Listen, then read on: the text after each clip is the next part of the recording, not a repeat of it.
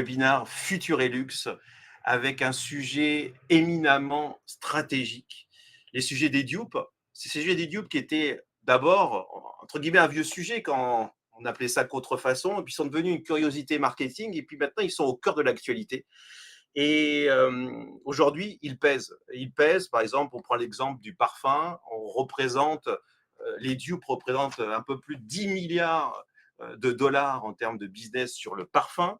Ces derniers temps, vous avez vu forcément ces faux films Made in Luxe in China envahir TikTok. On a vu du coup ces dupes être un thème, un sujet au cœur de la bataille entre les États-Unis et la Chine. Et on le pense, ces dupes mettent le point là où ça fait mal sur la notion de valeur, sur la notion de confiance. Et donc, pour nous, il nous paraissait totalement indispensable de faire une émission dédiée. Et je remercie euh, Capgemini de nous avoir accompagnés dans ce travail, parce que c'est un vrai travail. Je ne sais pas si vous avez remarqué, mais depuis une semaine sur le Journal du Luxe, on vous a proposé vraiment une boîte à outils de réflexion. Mais là, on va aller bien plus loin, bien plus fort sur ce sujet dupe qui touche pas simplement les produits de faible valeur. On est aussi sur le premium qui est attaqué. C'est toutes les strates qui sont attaquées.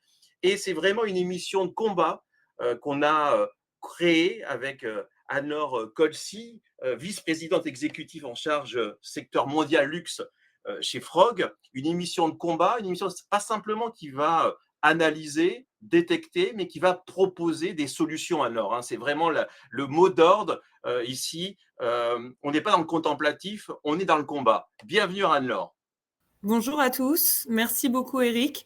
En effet, donc l'idée aujourd'hui, d'une part, c'est de poser le décor. Dupes, tu l'as dit, c'est pas quelque chose de récent, c'est la version 3.0 des contrefaçons, même si c'est un phénomène et une tendance qui en dit, à mon avis, bien plus que ce que pouvaient être les anciennes contrefaçons.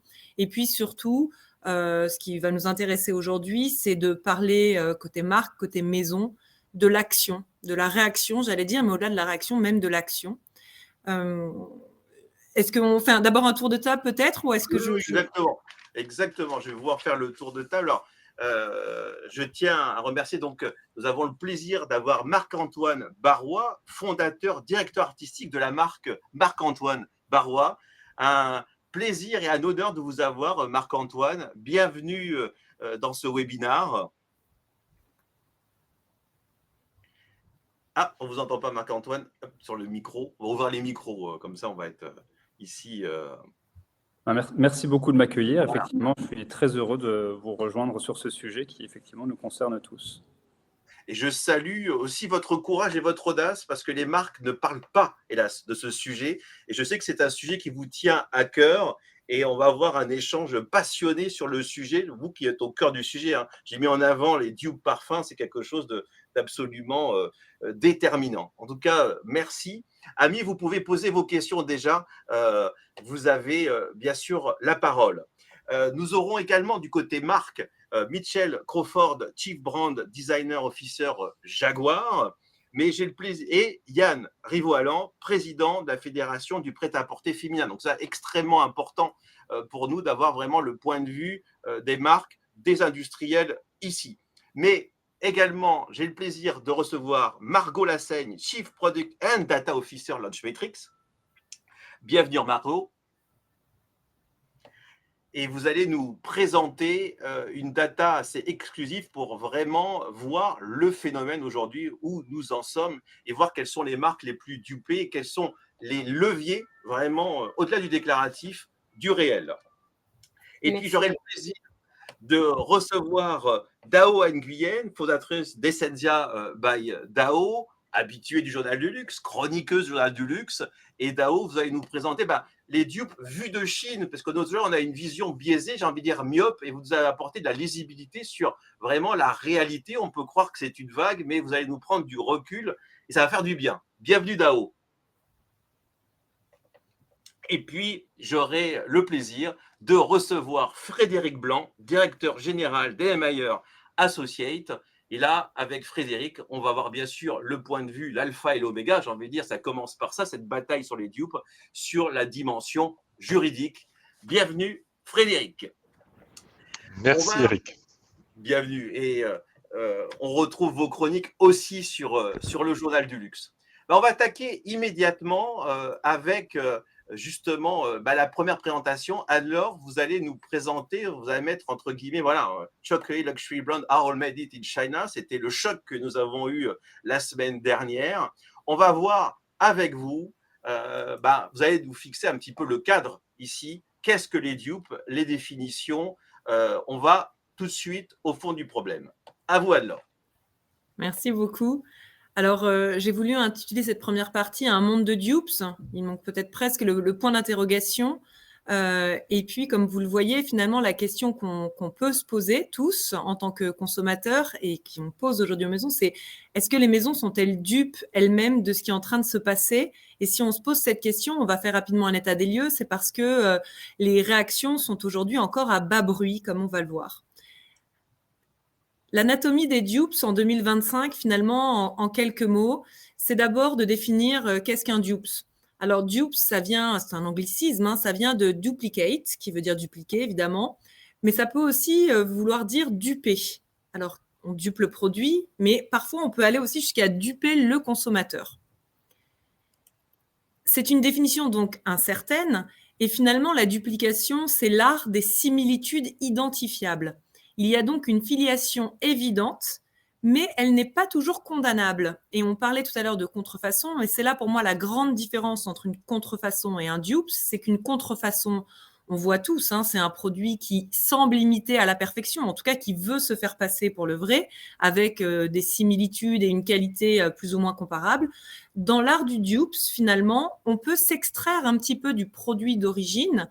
Alors, entre hommage, inspiration et véritable volonté de parasitisme économique, c'est là qu'il y a toute une subtilité qu'on va analyser ensemble plus à propos.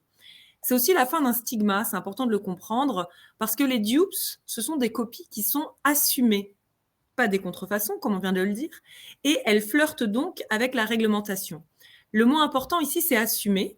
Et pourquoi? Parce que les dupes ne sont plus embarrassants ou une faute de goût.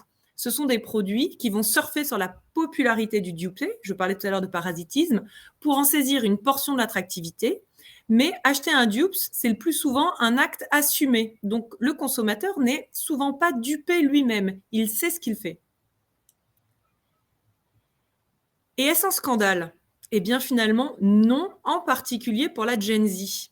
Il n'y a pas de logique d'opposition entre un vrai, un faux produit, une originale, un dupes, une copie.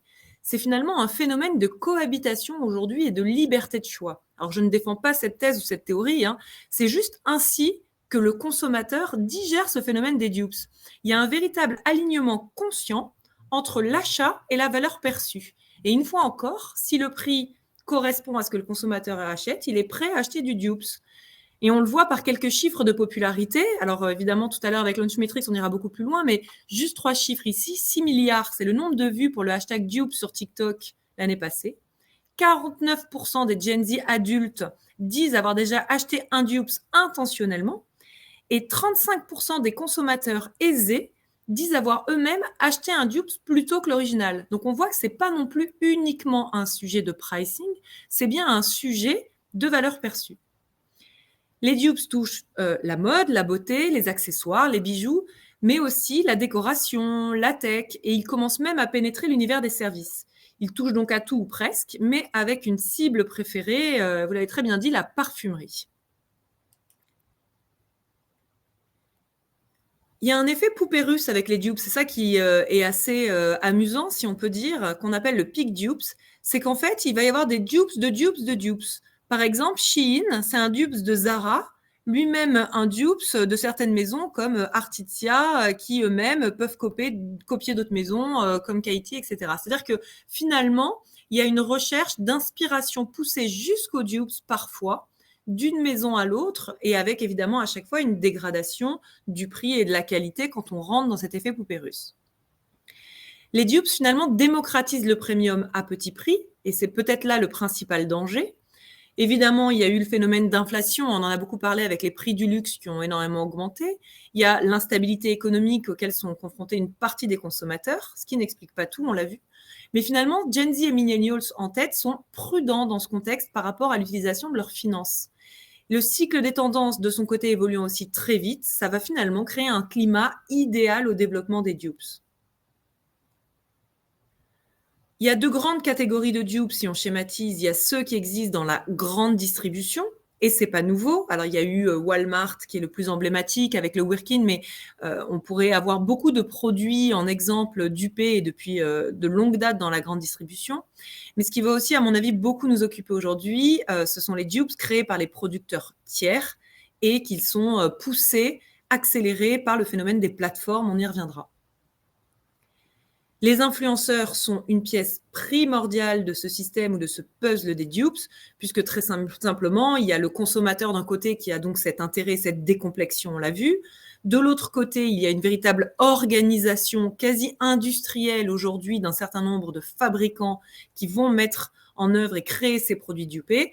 Et entre les deux, pour faire le lien entre cette offre et cette demande, eh bien, c'est évidemment le phénomène de résonance de l'ensemble des réseaux sociaux, TikTok en tête, mais il y en a beaucoup d'autres qui peuvent être d'ailleurs très verticalisés, beaucoup d'influenceurs qui vont faire finalement cet effet de caisse de résonance et rendre ce sujet des dupes finalement raz-de-marée, j'ai envie de dire, c'est-à-dire d'avoir un impact très très très important sur la consommation jusqu'à prendre une partie importante de la valeur.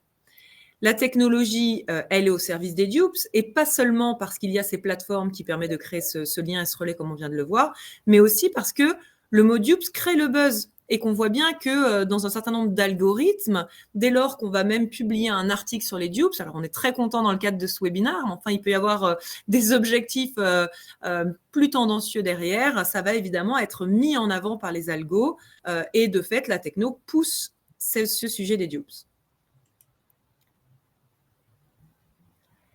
Le milieu de gamme est particulièrement touché. Je vais peut-être aller très vite là-dessus, puisque là, nous sommes dans le cadre du journal du luxe. Donc, on va vraiment s'attarder sur les maisons de luxe. Mais ce qui est important de comprendre, en tout cas, c'est que des marques comme Lululemon, Skims, etc. sont vraiment totalement submergées par ce phénomène, à tel point que d'un point de vue direction artistique et créativité, ça devient un véritable enjeu structurant pour leur activité. C'est d'ailleurs un sujet dont elles se sont emparées déjà. Là où on va le voir, il y a encore une certaine frilosité lorsque ça touche au monde du luxe.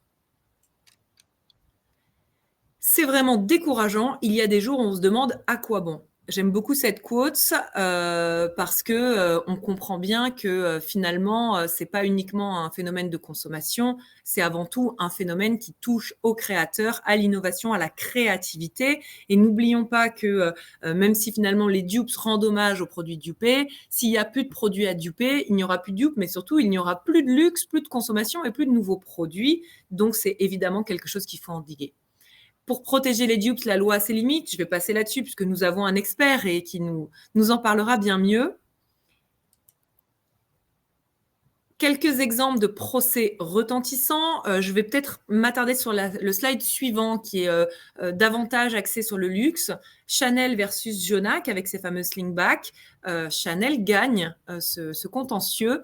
Et néanmoins, ce qui est important de retenir dans ce cas d'école, c'est que ça a créé à la fois un good buzz pour Jonac, qui finalement a une forme de publicité dans le cadre de ce contentieux, et presque un bad buzz pour Chanel. Et c'est là toute la difficulté de seulement adresser le sujet des dupes par l'arsenal juridique, dans la mesure où le consommateur a dit que c'était plutôt une inspiration en hommage et a plutôt soutenu Jonac, en tout cas dans beaucoup de réactions qu'on a pu voir.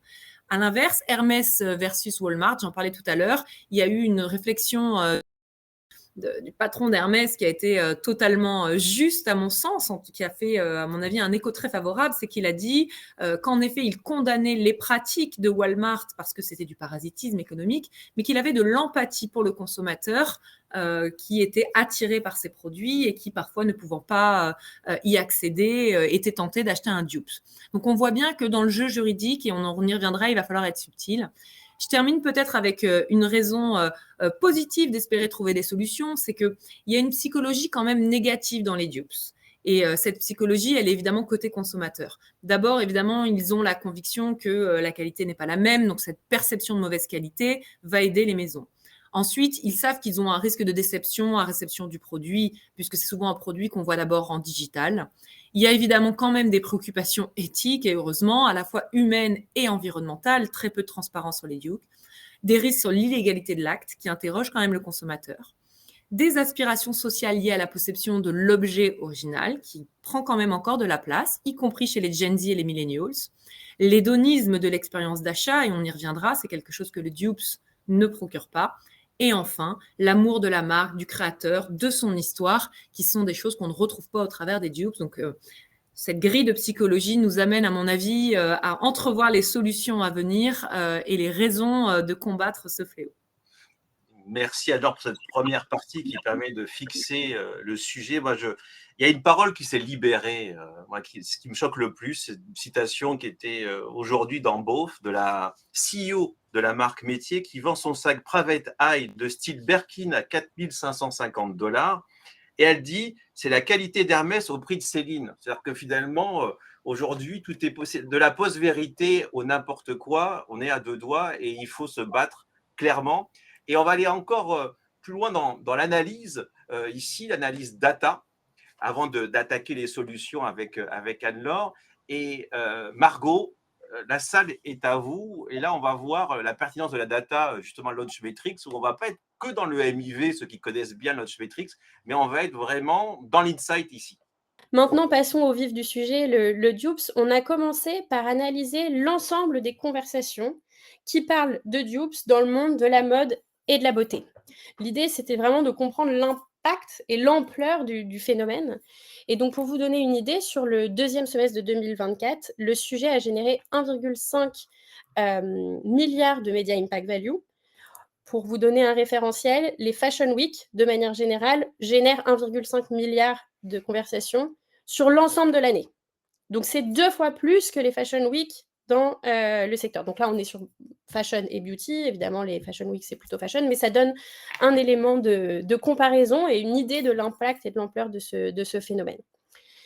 Et fort de ce premier constat, on a voulu aller plus loin et qu'on vous ait à avoir une idée de quelles sont les marques les plus associées avec ce phénomène, à la fois dans la beauté et la fashion. On va commencer par la beauty. Et surtout, quels sont les sujets de conversation qui gravitent autour de ce concept de dupes. Donc, une analyse plus qualitative aussi du phénomène. Donc, sur la droite, vous avez les 10 marques du secteur beauty qui sont les plus associées au phénomène de dupes, avec en numéro 1 Charlotte Tilbury.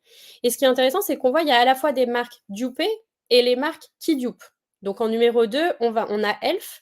Et fun fact, 30% des contenus qui parlent de Charlotte Tilbury liés au sujet de dupes sont en fait aussi mentionnant Elf, parce que Elf est une des marques qui dupes le plus Charlotte Tilbury. Donc, il y a vraiment aussi une intrication entre les différents contenus. Et finalement, ces marques vont parfois être mentionnées autour de sujets de manière positive, parfois négative. Et donc, on le voit ici, il y a à la fois les marques de luxe, Charlotte Tilbury, Dior, Chanel, et les marques plus mass market qui vont plutôt être citées en tant que duper, avec même des cas comme L'Oréal qui peut être parfois dupé ou parfois dupant. Donc, c'est assez intéressant de voir cette dynamique.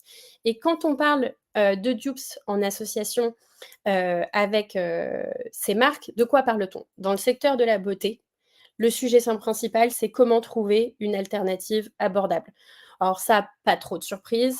C'est ce que disait Anne-Laure également dans son introduction. Les consommateurs sont à la recherche de ces alternatives pour moins dépenser, surtout dans la beauté où finalement il y a beaucoup de routines avec de très nombreux produits aujourd'hui qui deviennent out of reach pour certains consommateurs et ça devient...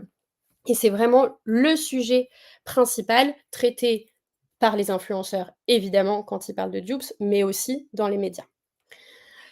Les autres sujets qu'on retrouve beaucoup autour de ce concept de dupes, et pour le coup, plus dans les médias, les influenceurs vont vraiment se concentrer sur la partie produit. En numéro 2, ici, vous voyez Next Gen Dupes Innovative Solutions, comme nous l'avons évoqué. Mais l'idée, c'est qu'aujourd'hui, les consommateurs sont de plus en plus informés, Ils sont de plus en plus conscients de ce que les produits doivent et peuvent leur apporter. Et finalement, les dupes arrivent à intégrer ces innovations dans les produits.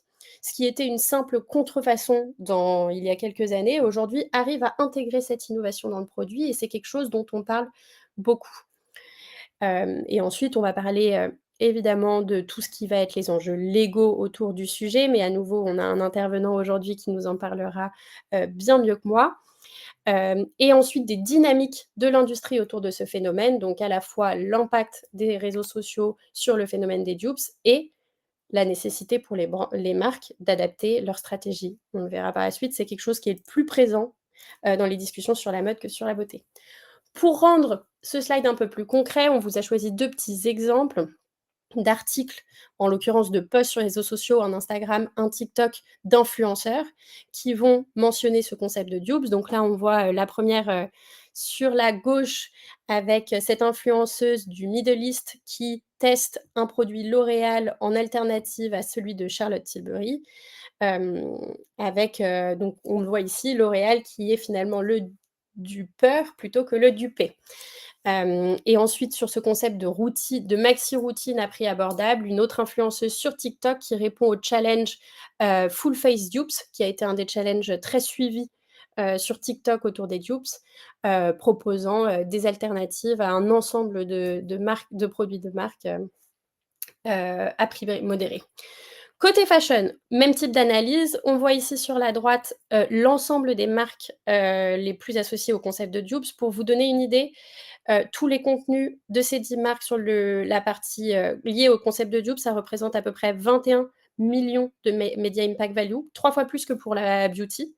Donc on disait que c'était vraiment le parfum qui était le plus dupé, mais en termes de conversation, on parle plus des dupes dans la fashion. Avec des marques, comme vous le disiez, à la fois premium et des marques vraiment de luxe. Les marques premium étant plutôt sportswear ici. Et un autre point intéressant pour vous donner une idée, toutes ces conversations sur le sujet des dupes représentent entre 2 et 5% du Media Impact Value de ces marques. Donc ça reste quand même, sur l'ensemble des conversations à propos des marques, quelque chose qui n'est pas... moi, ça me paraît déjà pas mal, 2 à 5%, mais ce n'est pas la majorité des contenus qui parlent des marques, bien évidemment. Mais sachant Ici, que ces chiffres datent de 2024, on est oui, d'accord. tout à Donc fait, c'est S2 2024. on a vu une explosion, enfin on a vu une progression. Donc c'est pire aujourd'hui quand vous ferez Q2, ça va augmenter, hélas. Probablement. Et donc là, à nouveau, quels sont les sujets de conversation autour du dupes? À nouveau, les alternatives abordables, mais on parle aussi beaucoup de la stratégie des marques et de comment naviguer dans ce défi des copycats, avec ici deux exemples qui nous paraissaient intéressants. Le concept de Pink Tea, donc c'est les dupes, mais de haute qualité, qui utilisent parfois les mêmes textiles ou matériels que les originaux, avec les marques qui doivent réagir et qui, du coup, vont potentiellement intégrer dans leur contrat avec leurs fabricants des clauses d'exclusivité qu'ils n'avaient pas auparavant, pour éviter ce type de situation. Ou des marques qui vont, comme on le voit sur le deuxième exemple, avoir un système d'authentification des produits beaucoup plus poussé pour pouvoir faire face à ce concept et vraiment adapter leur stratégie. Et en parlant d'adaptation de la stratégie, on voulait un petit exemple qui, pour le coup, ne date pas de 2024, mais du début de l'année, avec Charlotte Tilbury, qui, on a trouvé, avait une réponse intéressante à ce phénomène de dupes, qui n'a pas voulu jouer sur le côté légal comme Anne-Laure le montrait avec Chanel ou Hermès, mais qui a fait une campagne de com, Legendary for a Reason, avec notamment un post TikTok qui s'est avéré super viral et qui a généré 3 fois plus de Media Impact Value que leur post TikTok en moyenne, qui explique pourquoi Charlotte Tilbury est unique. Qu'est-ce qui fait que Charlotte Tilbury vaut finalement le prix de leurs produits? Et ce qu'on a vu, c'est que contrairement à ce que Anne-Laure disait à nouveau pour Chanel, la réaction des consommateurs a été super positive. Les retours étaient très positifs et les seuls commentaires finalement négatifs, c'était « je peux pas me payer vos produits et j'en suis si triste ». Et ça a eu aussi vraiment un impact fort. On voit plus 37% de Media Impact Value pour la marque suite à cette campagne, vraiment dans les quelques semaines qui ont suivi. Donc finalement, une approche intéressante pour faire face à ce phénomène de dupes. Et donc en takeaway de notre côté, mais je suis sûre que vous en aurez bien d'autres au cours des différentes sections, mais dans ce contexte des dupes, il est clé de vraiment travailler sur sa brand equity, de trouver ce qui justement vous rend légendaire pour une raison, comme le dirait Charlotte Tilbury, et de travailler aussi sur les différenciateurs qui pourront être une défense contre ces dupes dans un monde où finalement les produits sont effectivement assez faciles à copier. Un grand merci, Margot. Vous restez avec nous. Déjà, il y a beaucoup de questions. Vous êtes très nombreux. On voit que le débat est à la fois ici et dans le chat. Et on adore ça dans les communautés du Journal du Luxe. On va creuser justement. Et la question, il y a une activation. On était heureux. On a repéré, bien sûr, cette action avec Charlotte Tilbury, de voir à quel point elle surperforme. Donc, beaucoup de marques font entre guillemets l'autruche, le fait de se confronter, d'expliquer la valeur, d'avoir la pédagogie de la valeur marche. Et ça, c'est quand même une information hyper stratégique que vous nous donnez là. Et je pense aussi à une activation de Lululemon qui a proposé, en l'espace d'un temps, dans un pop-up store, vous ramenez votre copie, on vous donne le vrai pour sentir la qualité. On arrive, on est dans une logique de webinar, entre guillemets, de combat. Alors, j'ai envie de dire, pour vos clients, chez Frog, il ne faut pas être passif. Et là, vous allez nous présenter vraiment, plus qu'une toolbox, j'ai envie de dire, un vrai programme d'action. Alors, micro.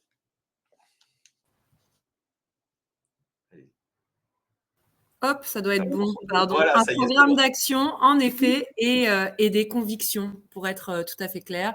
Donc, fermeté, subtilité parfois, place à l'action à tous les coups, en tout cas.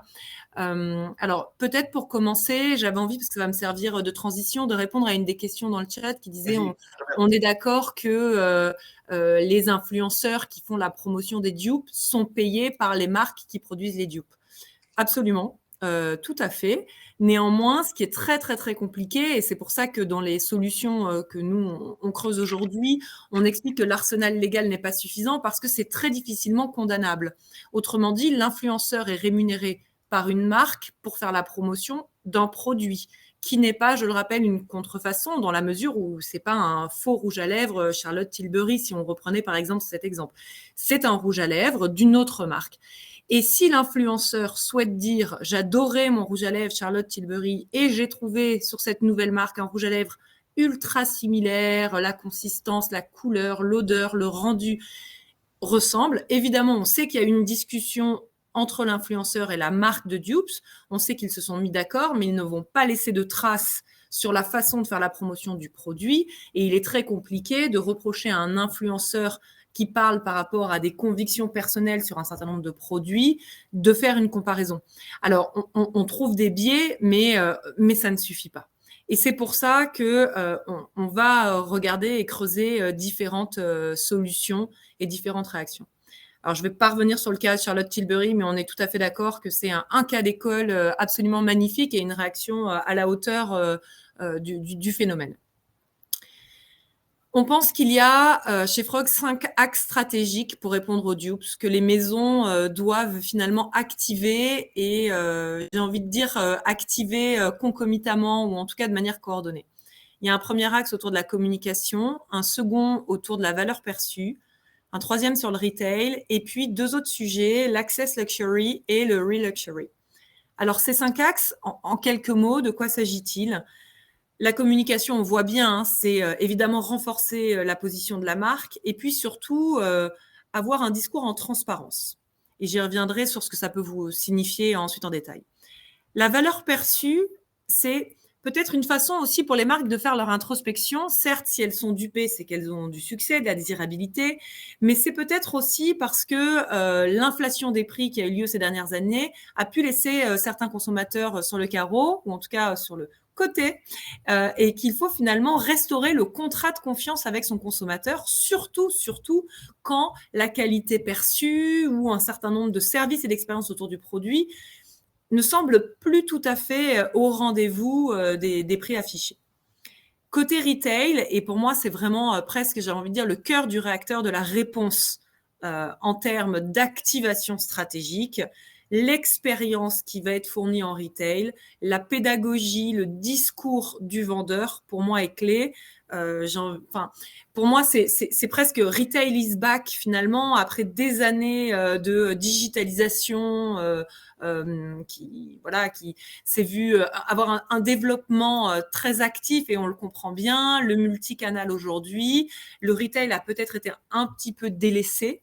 Le retail, et j'essaierai en tout cas de vous pousser mes convictions là-dessus, pour moi est la première réponse aux dupes. L'Access Luxury, c'est finalement cibler les clients qui ont été exclus et les clients de demain, les futurs clients qui aujourd'hui n'ont peut-être pas tout à fait les moyens, mais par l'Access Luxury vont pouvoir accéder aux maisons de luxe plutôt que se tourner vers un dupes. Et puis le Reluxury, vous savez, c'est tout ce qui correspond à revendre, réparer, restaurer, recycler. C'est une façon de s'adapter au consommateur là aussi et d'apporter une alternative plutôt que de laisser le consommateur se détourner vers les dupes.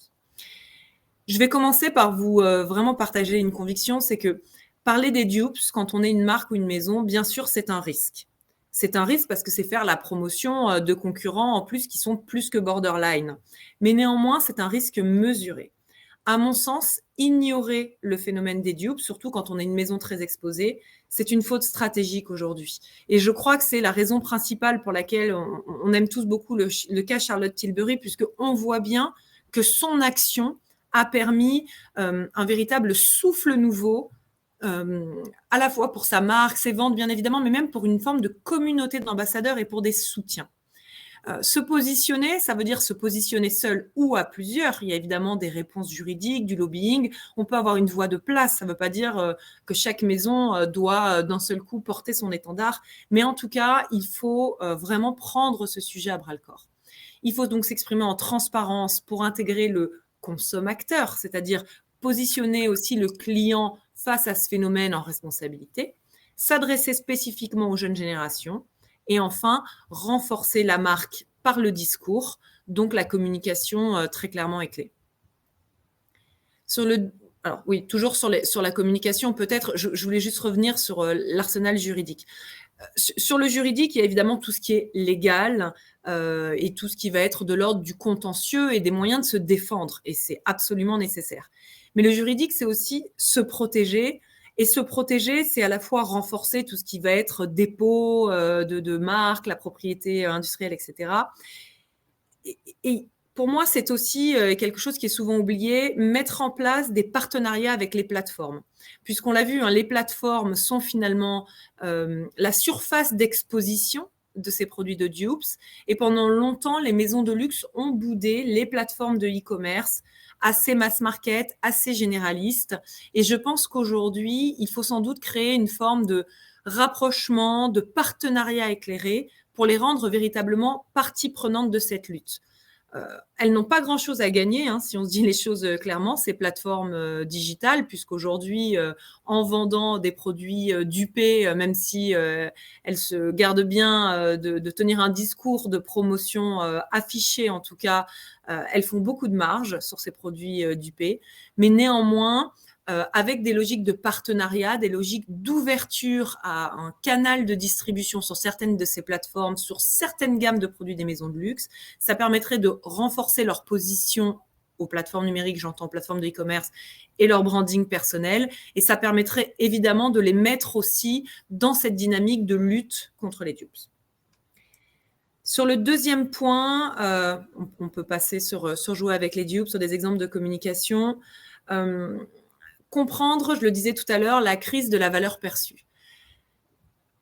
Les dupes connaissent un essor aujourd'hui aussi, et je le disais un peu plus tôt, parce qu'il y a eu une rupture du contrat de confiance entre certains clients et les maisons au regard d'une flambée des prix ces 10-15 dernières années, avec une qualité et une créativité qui n'a pas toujours suivi.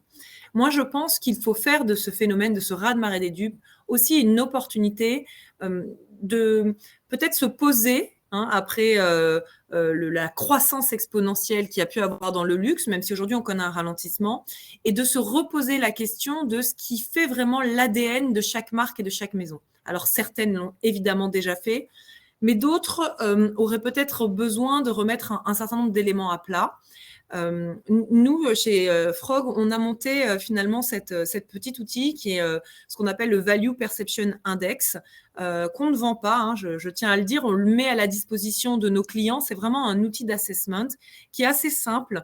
Il est basé en 4 piliers: la qualité, l'expérience, le savoir-faire, l'héritage, le storytelling, la tradition, et puis une partie beaucoup plus innovation, créativité, culture. Donc, on va dire que le 3e pilier, c'est la projection sur hier, et le dernier sur le monde de demain.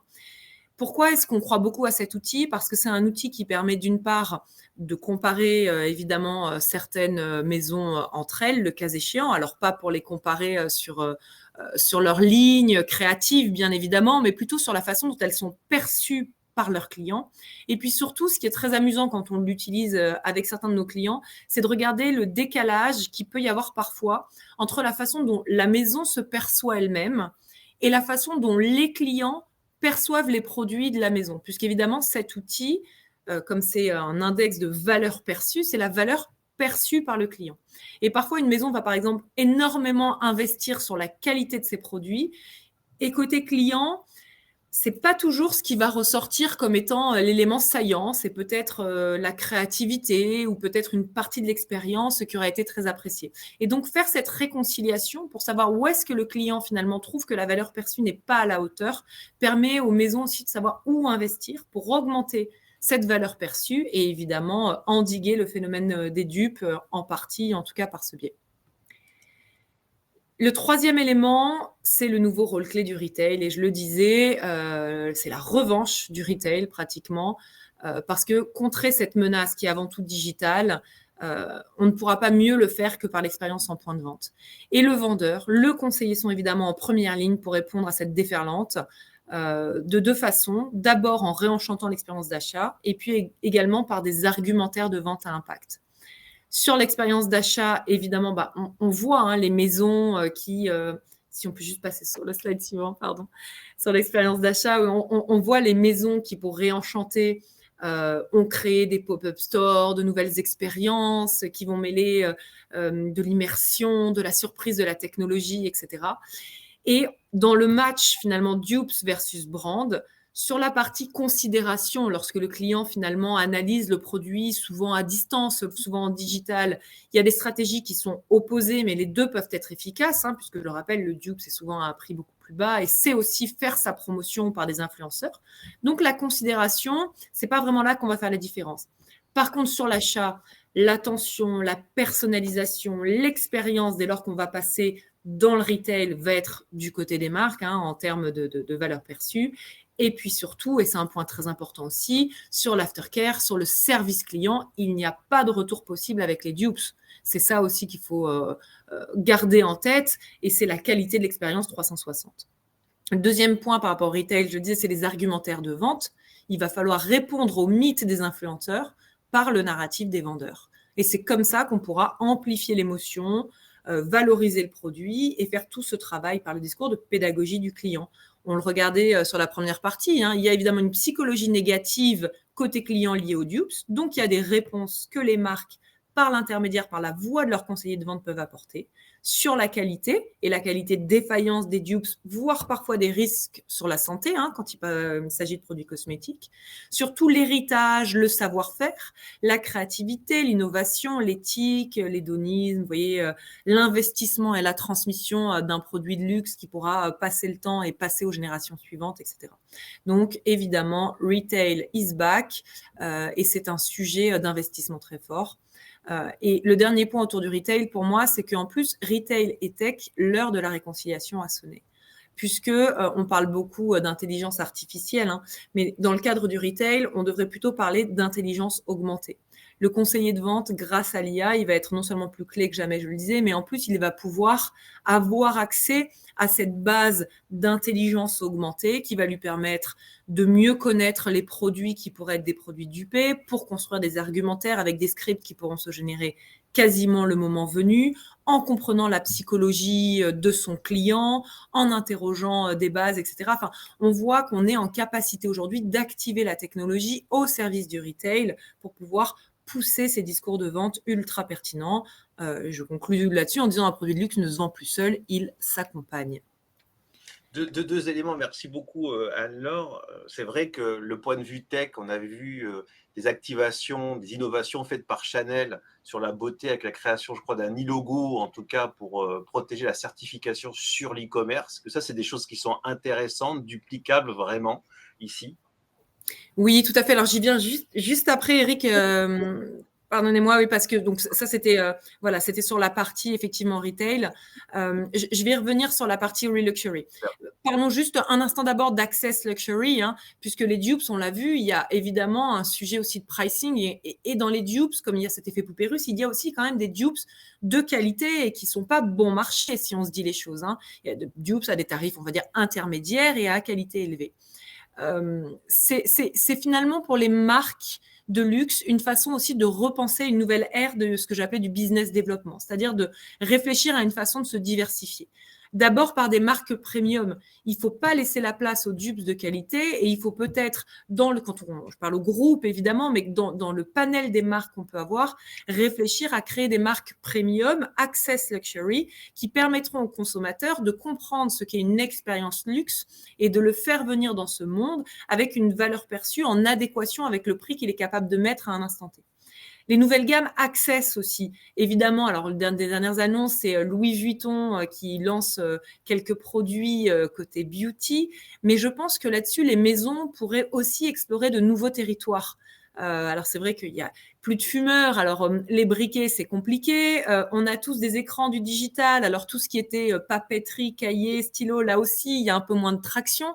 Et les maisons se concentrent de fait uniquement, quasiment sur la beauty quand elles sortent du fashion pour créer un business développement sur des gammes access. Je pense qu'il y a de la créativité à amener là-dessus sur des nouvelles gammes de produits, des produits lifestyle, des produits autour du monde du sport. Alors, il y a des tentatives, hein, évidemment, mais il y a sans doute beaucoup de choses à imaginer et des gammes entières à renouveler pour créer, une fois encore, des produits plus accessibles pour le consommateur. Et enfin, la diversification. Le troisième point, c'est aussi lutter contre la luxe fatigue. Un petit clin d'œil peut-être sur le cas Pollen. Je posais la question ainsi, et si LVMH avait déjà ouvert une voie anti-dupe? Parce que Pollen, on peut quand même se souvenir qu'au démarrage, les lignes étaient fortement inspirées, avec un hommage très très fort sur les couleurs, sur le style de quelques grandes marques de luxe. Alors je me garde de les citer aujourd'hui, mais je pense qu'on les a à peu près tous en tête. Et finalement, ils ont réussi à se créer une empreinte propre, une communauté, un ADN avec une qualité qui est aujourd'hui énormément saluée. Et le succès a été au rendez-vous parce qu'une fois encore, je le redis, la valeur perçue était tout à fait juste pour le client.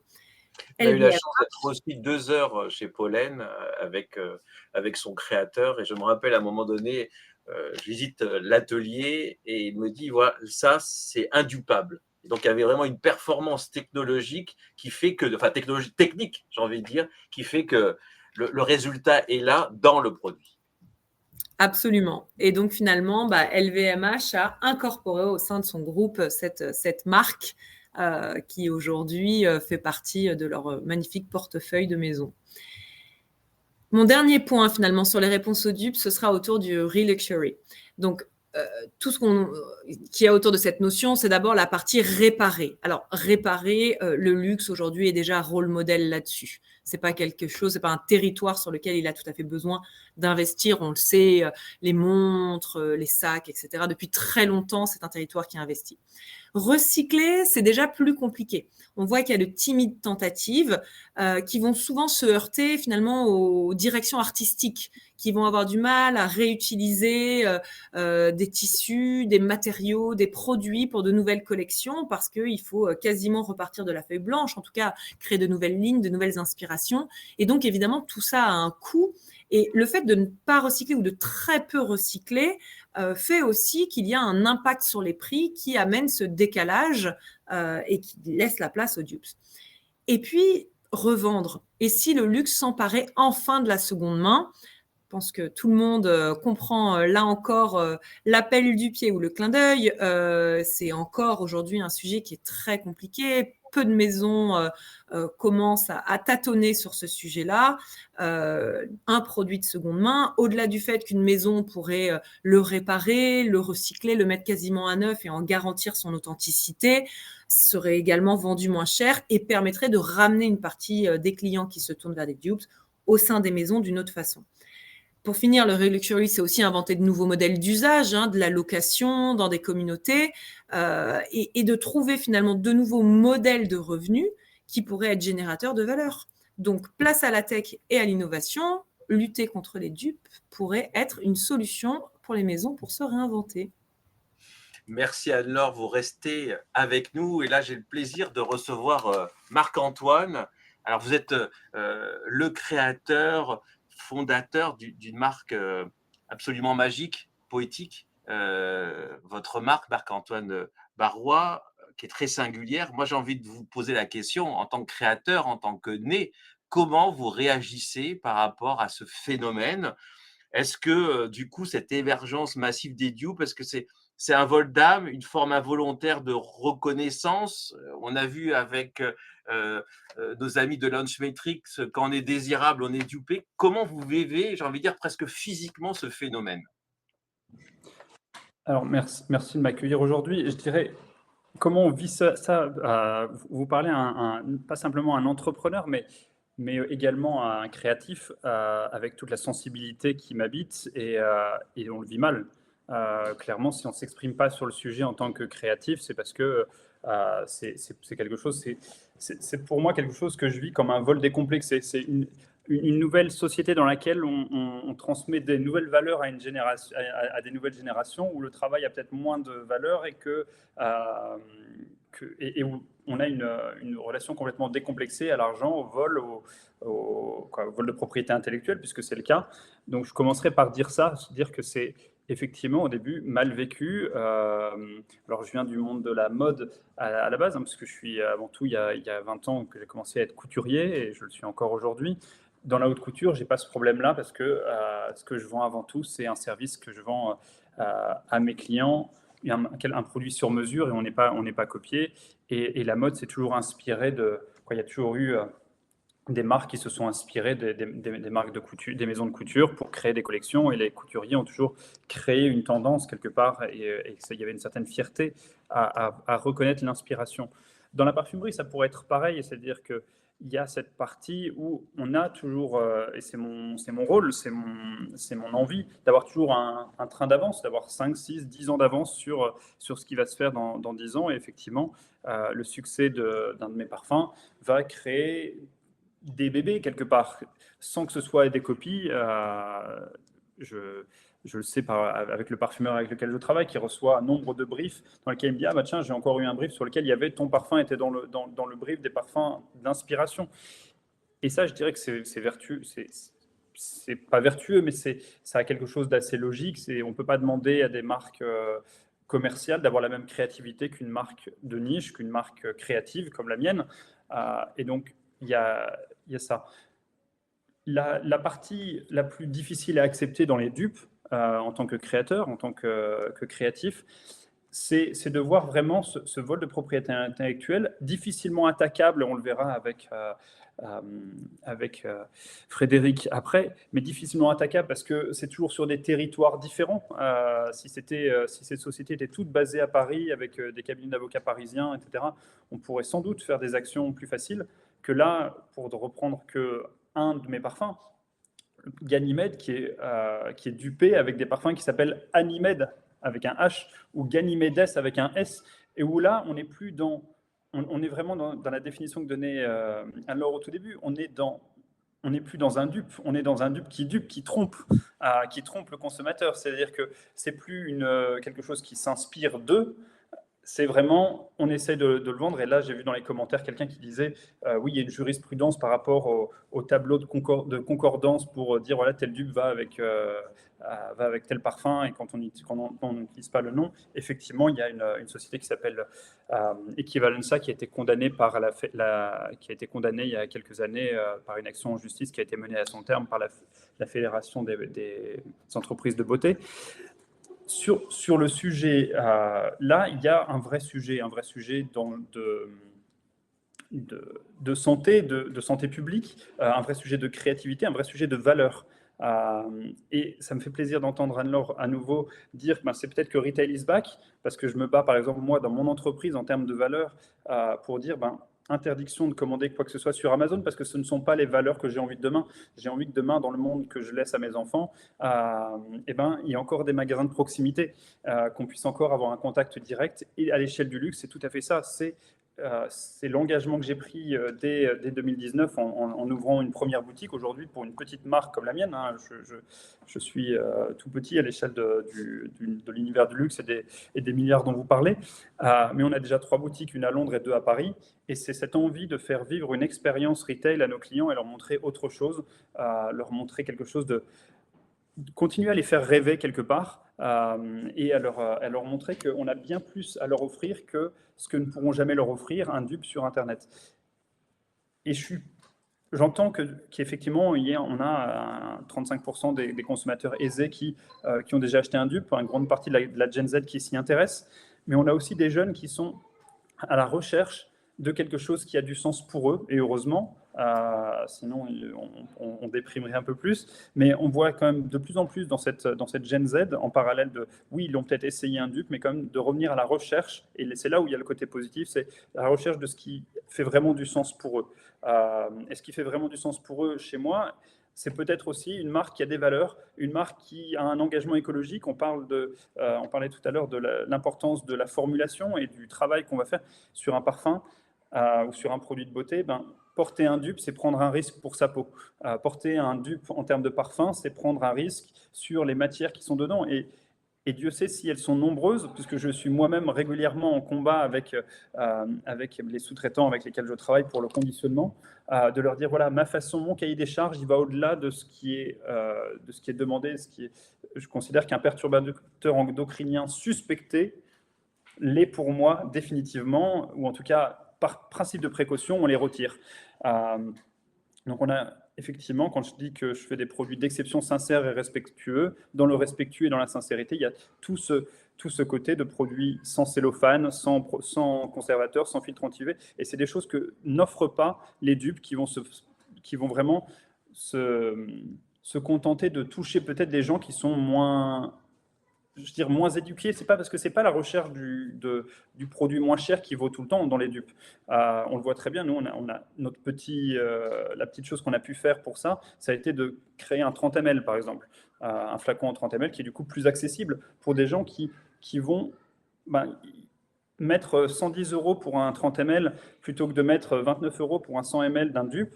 Quelque part, l'un reste un peu plus cher que l'autre, mais la désirabilité est là. On est dans un vrai produit où on sait qu'on va chercher l'original, on va chercher toute la valeur de la chaîne. Et là, ça nécessite quelque chose dont on parlait précédemment, c'est de prendre davantage la parole. Bravo à Charlotte Tilbury pour ce qu'elle a fait, c'est super. Et je pense que c'est du rôle de chaque marque. Alors, c'est peut-être un peu plus facile pour des marques qui sont incarnées comme la mienne, parce que je suis là, je peux en parler, même si ce n'était pas dans ma nature au départ. Je me souviendrai toujours d'une interview qu'avait donnée Albert Albaz, qui disait « Je suis arrivé directeur couturier, on m'a demandé de directeur artistique, maintenant on me demande de communiquer, ce n'est pas mon rôle, je ne sais pas le faire. » etc. Moi, j'essaye d'évoluer, j'essaye de communiquer davantage, de prendre davantage la parole pour expliquer ce qu'on fait. Et c'est là pour ça que je suis là aujourd'hui, pour expliquer que on peut aussi créer, et c'est notre rôle pour combattre ces dupes, créer des produits qui ont du sens créer des produits dans lesquels on va montrer peut-être un peu plus le behind the scene, les coulisses de la fabrication, pour expliquer que avec un produit Marc-Antoine Barrois, on a un produit qui respecte toute une chaîne de valeur. C'est pas pour rien que je travaille actuellement sur notamment l'impact carbone de l'entreprise, pour qu'on puisse dire, voilà, demain, on a un produit qui vaut tant de kilos de CO2, parce que c'est une façon de partager ces valeurs environnementales et de dire, là, cette année, il vaut tant. L'an prochain, il vaudra peut-être un peu moins, parce qu'on aura fait davantage d'efforts, on aura identifié des pistes d'amélioration. Et je pense qu'il y a vraiment une vraie volonté, et je resterai une marque qui s'adresse à des gens peut-être plus sensibles que d'autres à ces sujets-là, mais en tout cas, la désirabilité du luxe, c'est quelque chose qu'on peut travailler et qui peut contrer justement ce phénomène de dupes. Et après, rester de toute façon toujours positif, quelque part, rester dans le fait qu'on a... il y a une certaine pitié pour ces entreprises-là de se dire, ils n'ont pas d'idée, ils ne savent que copier, là où nous, on a une folie créatrice qui nous donne envie de créer toujours plus, toujours différemment. Alors, on a certes notre énergie, et là où ça peut être parfois frustrant, c'est de se dire que dans notre démarche, et ce qui s'est passé pour le dernier lancement que j'ai eu, on a eu des vols du parfum sur la chaîne de production, il a été dévoilé en amont, et donc du coup, potentiellement dupé avant même son lancement. Et là, c'est là où on doit faire davantage attention à la sécurité et à la confidentialité de notre créativité et de notre façon de créer. Donc, nous, moi, je me dis, j'ai cette chance-là d'avoir des idées, d'en avoir encore. Je surfe sur cette vague-là, Eric, de continuer à avoir plein d'idées pour le futur, plein d'envies créatives et effectivement de continuer à les apporter à différents niveaux. C'est-à-dire que je suis assez confortable aujourd'hui, là où j'étais en tant qu'entrepreneur à succès aujourd'hui, mais avant tout enfant l'aîné d'une famille nombreuse avec un père prof, où la valeur de l'argent était quelque chose d'important, de comprendre aujourd'hui que quand je vois un costume sur mesure fabriqué à Paris en haute couture, il a un prix qui est certes inaccessible pour quelqu'un comme mon père, et qu'à côté de ça, je reconnais qu'un produit comme le parfum ou comme les produits de beauté, qui sont des consommables de la vie de tous les jours, qui doivent l'être en tout cas pour se faire plaisir, peuvent avoir un prix qui doit rester raisonnable. Et on a un prix, aujourd'hui on a un flacon à un peu moins de 200 € le flacon pour un 100 ml, qui sont quand même des prix qui ne sont pas accessibles pour tout le monde, mais qui sont accessibles pour tout le monde qui est capable d'économiser un petit peu chaque mois. Alors certes, il y en a pour qui 200 €, c'est pas grand-chose, mais il y en a pour qui ça l'est beaucoup plus. Mais c'est vrai qu'il y a eu une déconnexion, il y a un vrai mea culpa à faire, je pense, pour certaines marques de luxe, marques de parfum en tout cas, qui ont été chercher l'appellation luxe dans leur prix et pas dans la qualité de leurs produits, en pensant qu'on pouvait devenir une marque de luxe parce qu'on avait un prix très cher. Tous mes remerciements, Marc-Antoine. C'était vraiment un témoignage d'un combat et vous nous avez donné des éléments clairs de combat. On sent que c'est un engagement de cœur et je rejoins l'importance je pense que la sustainability a un impact fondamental dans ce combat, dans l'enrichissement, comme disait Anne-Laure, des rituels de vente, des argumentaires, parce que les dupes à 80%, c'est quand même une saloperie totale. Ici, tant d'un point de vue écologique, social et au niveau des allergies également. Donc là, il y a une dimension très concrète, très business et très sens par rapport à la sustainability. Et vraiment, merci Marc-Antoine pour ce témoignage. Je vais laisser Yann en parler. Il en parlera bien mieux que moi. Vous faites le conducteur, c'est génial. Mais c'est aussi toute la partie, on décomplexe une exploitation humaine, une exploitation environnementale et un coût environnemental bien plus important avec les dupes qu'on peut l'avoir avec n'importe quel produit de luxe. Exactement. Justement, la transition est parfaite. On va recevoir Rian Rivoalan, président de la Fédération du prêt-à-porter féminin, qui est une personne de combat ici, qui mène un combat par rapport à Shein et Temu. Et ce combat, ma foi, Shein et Temu, là aussi, rejoint la logique des dupes. Et vous allez voir, il va vous proposer une analyse passionnante, justement, de ces films qui ont envahi la semaine dernière TikTok, à travers ce vrai faux made in China Luxury. Tout de suite, Yann Rivoalan. Yann, bonjour. Alors, moi, j'ai une première question à vous poser. Vous êtes à l'avant-garde du combat contre Chine et Temu, un combat vraiment de terrain avec des premiers résultats extrêmement puissants sur le législatif. Moi, j'ai envie de vous poser cette question. Est-ce que Shen, Temu et ce sujet dupe, c'est lié ou c'est même le même combat? Il y a en effet beaucoup de liens entre tous ces sujets. Il y a des liens structurels et il y a des liens plutôt sociologiques.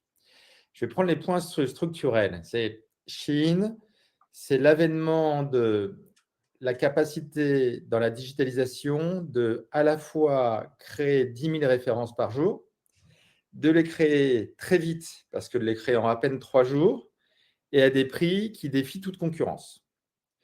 Avec en plus la capacité de faire de la contrefaçon en permanence, parce que de ces 10 000 nouveaux produits, c'est majoritairement des produits qui sont copiés de tout ce qu'on peut voir sur tous les autres sites de toutes les autres marques du monde.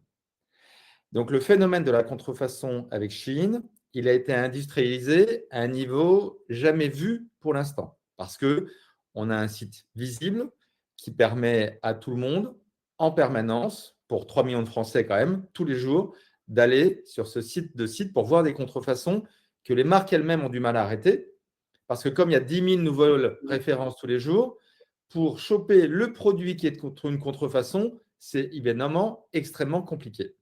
Et qui disparaissent en plus, hein, ces références. Hein. Oui, tout à fait. Et on retrouve ce qu'on avait pu connaître il y a près de 25 ans avec les plateformes de type Napster qui copiaient tous les films les uns après les autres. Et pour les stopper, là aussi, c'était évidemment très complexe.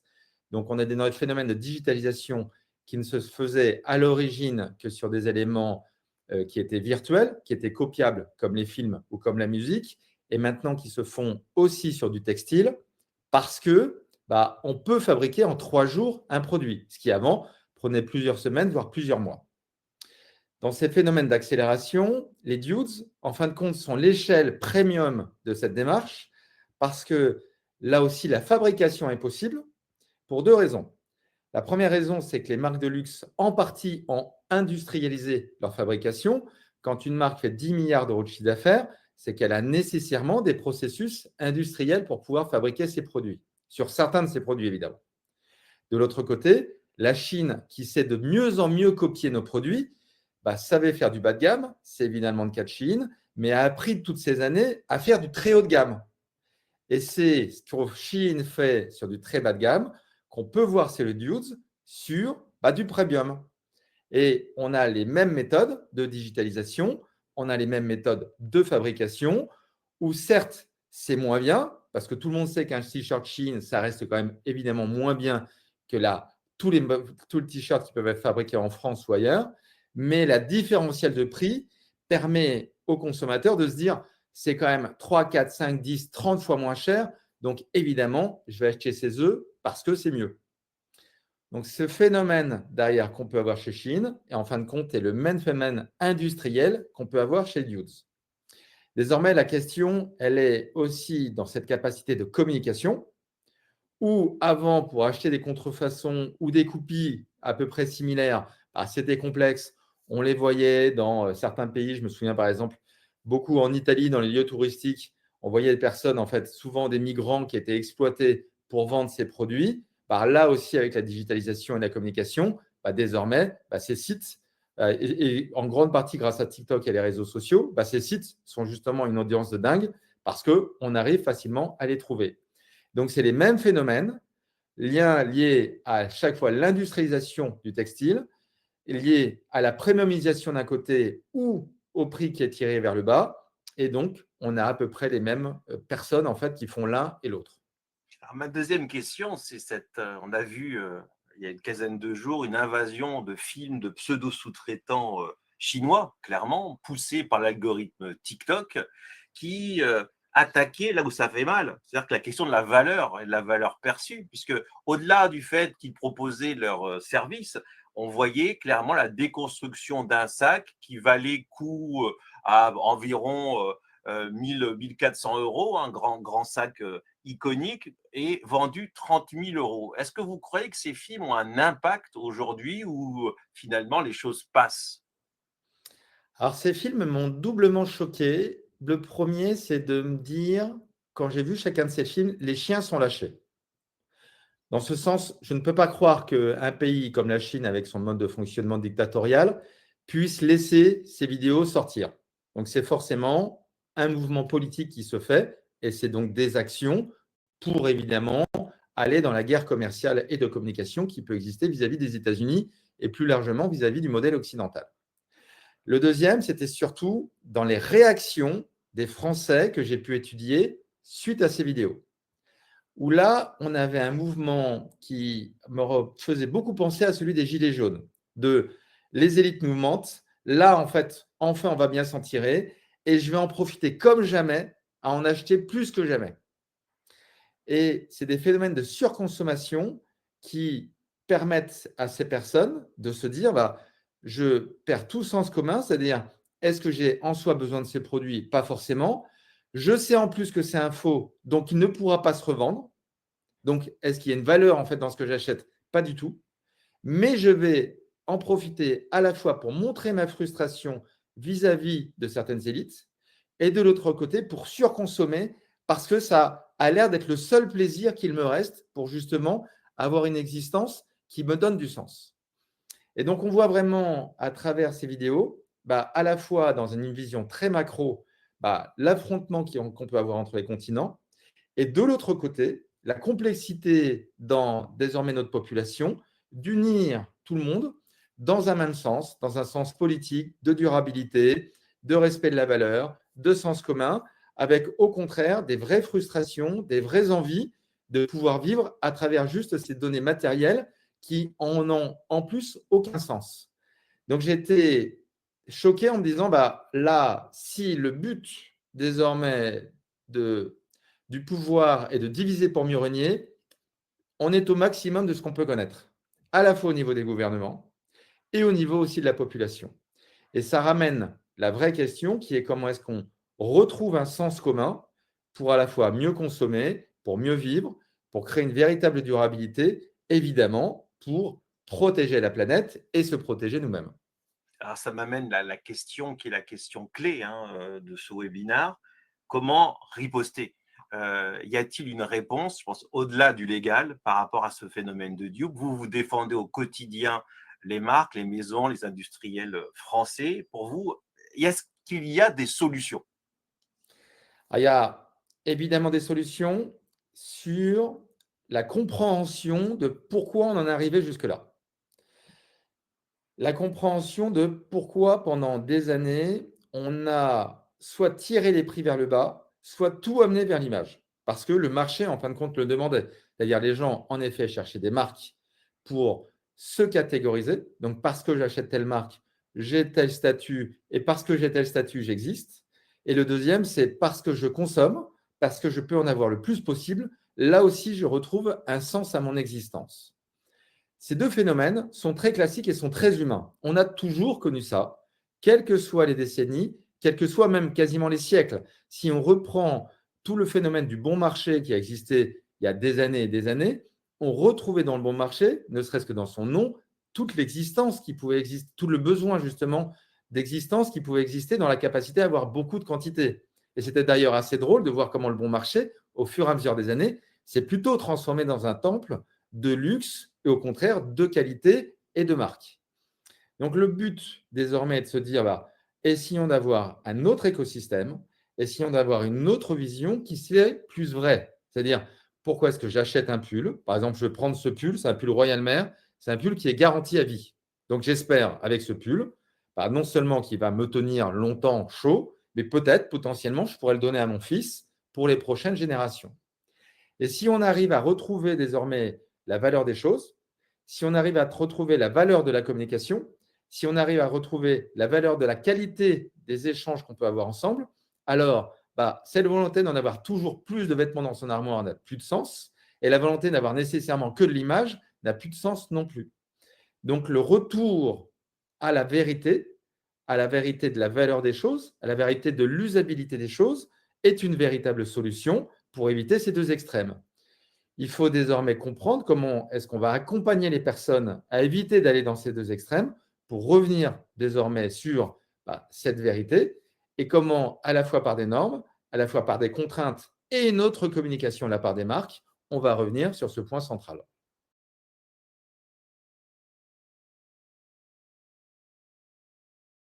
Sur maintenant, j'ai envie de dire, des cœurs du sujet et bienvenue, bienvenue à vous, Frédéric Blanc. Donc, les dupes, l'égo mais illégitime, alors ça, c'est presque une thèse ici, philosophique. Et ma première question, elle va être laser. À partir de quand une inspiration devient-elle une infraction? Merci Eric et merci pour ces échanges très très enrichissants dans lesquels j'ai appris beaucoup. Alors effectivement, toute la difficulté de la matière, elle est là où se situe cette limite.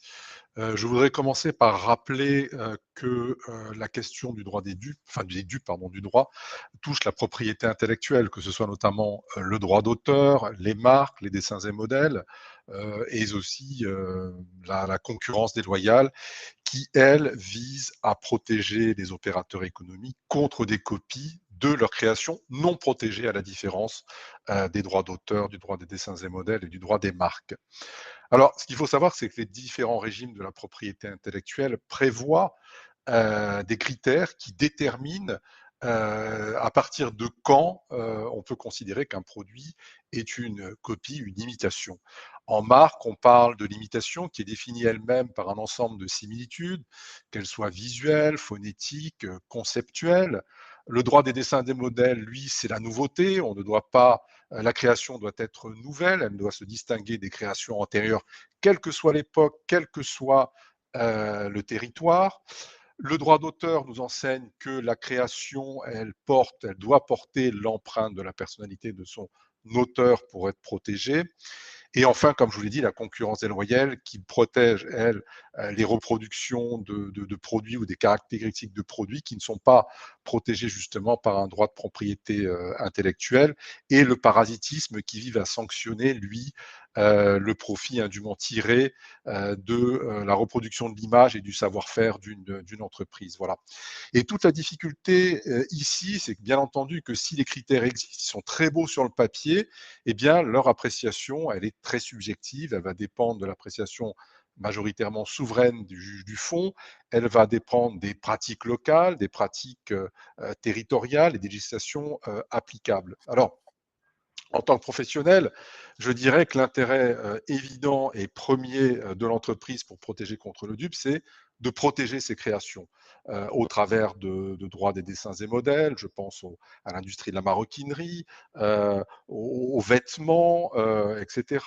Il faut protéger par des marques les caractéristiques des produits, par des dessins et modèles, par des droits d'auteur en réservant donc les dates de création sur les caractéristiques de ces produits, conserver, constituer des dossiers relatifs à ces protections, et puis commencer éventuellement à pouvoir déterminer quel est votre seuil de tolérance vis-à-vis d'une copie ou d'un dupe.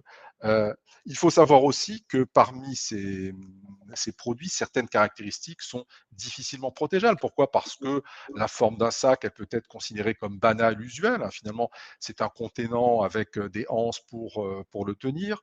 Donc, il est difficile là de s'approprier un droit privatif sur une forme qui est utilisée de manière généralisée, qui semble usuelle et banale. D'autres, effectivement, sont plus difficilement défendables contre une imitation, justement parce qu'elles ne sont pas protégées ou protégeables par le droit. Le flou des frontières légales, il est aussi important.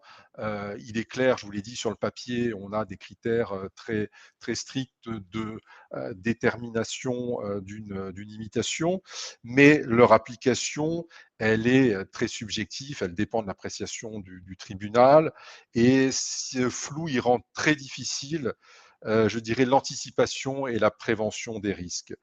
On l'a vu aussi, l'impact des réseaux sociaux, des plateformes, du commerce en ligne qui visent à banaliser ces dupes sur les marchés en disant qu'après tout, les marques s'en sont mis plein les poches, le consommateur a été floué par la pratique de prix exorbitants, et il est bien normal que l'on puisse acheter des dupes à faible coût. Le coût des actions en justice aussi est peut-être un élément qui peut porter préjudice à l'action du titulaire d'un droit parce que effectivement les procédures sont souvent longues et coûteuses et qu'elles obligent à des temps qui ne sont pas malheureusement adaptés à l'industrie de la fast fashion qui est très très rapide dans son évolution. Donc effectivement, ces dupes se situent vraiment dans une zone grise. Je dirais que même en tant que professionnel, il est très difficile parfois de savoir où se situe l'imitation, jusqu'où on ne peut pas aller. Bah, vous avez déjà répondu à beaucoup de questions sur la notion de Oui, rythme oui. et de levier enfin, il n'y a rien d'automatisable possible vu ce rythme et cette évolution. Le jeu, finalement, il est assez injuste d'un côté et de l'autre. Oui, il est totalement injuste, il est finalement assez disproportionné parce que c'est vrai que l'ultra fast fashion est vraiment un défi pour le droit. Les cycles de production sont très rapides. Vous avez une activité, enfin un accès très facile aux ventes sur les plateformes en ligne. Et face à cela, effectivement, on a des pratiques judiciaires qui ne sont pas parfois forcément adaptées. On a des longueurs de procédures qui sont difficiles pour les titulaires de droit. Et puis, une problématique aussi, c'est l'internalisation des plateformes. Comment agir sur une plateforme qui est située à l'étranger alors que vous-même êtes en France. Vous voyez, c'est tout un tas de barrières qui peuvent freiner l'action qu'aurait un titulaire à l'encontre de ces tubes. Alors, pour autant, le titulaire, il n'est pas démuni, bien entendu, et il existe un certain nombre de leviers préventifs et qui peuvent être automatisés aussi pour les titulaires de droit. Déjà, bien entendu, c'est la surveillance proactive des marchés en ligne. Il faut mettre en place des outils de surveillance qui soient automatisés, qui vous permettent de détecter les contrefaçons ou les ventes de produits qui pourraient porter atteinte à votre activité, pour pouvoir éventuellement mettre en place des takedowns de notice. En fait, l'idée étant ici d'éviter une trop grande visibilité, une trop grande volumétrie d'offres, de propositions d'achat sur ces plateformes de vente en ligne. Après, il y a certaines marques qui ont adopté des protections de systèmes numériques avec la blockchain, pouvait être utilisé pour authentifier les produits. Ce qui est aussi important, parce que moi je l'avais pratiqué quand je l'étais dans l'industrie de la mode, c'est effectivement la collaboration et les partenariats avec les plateformes.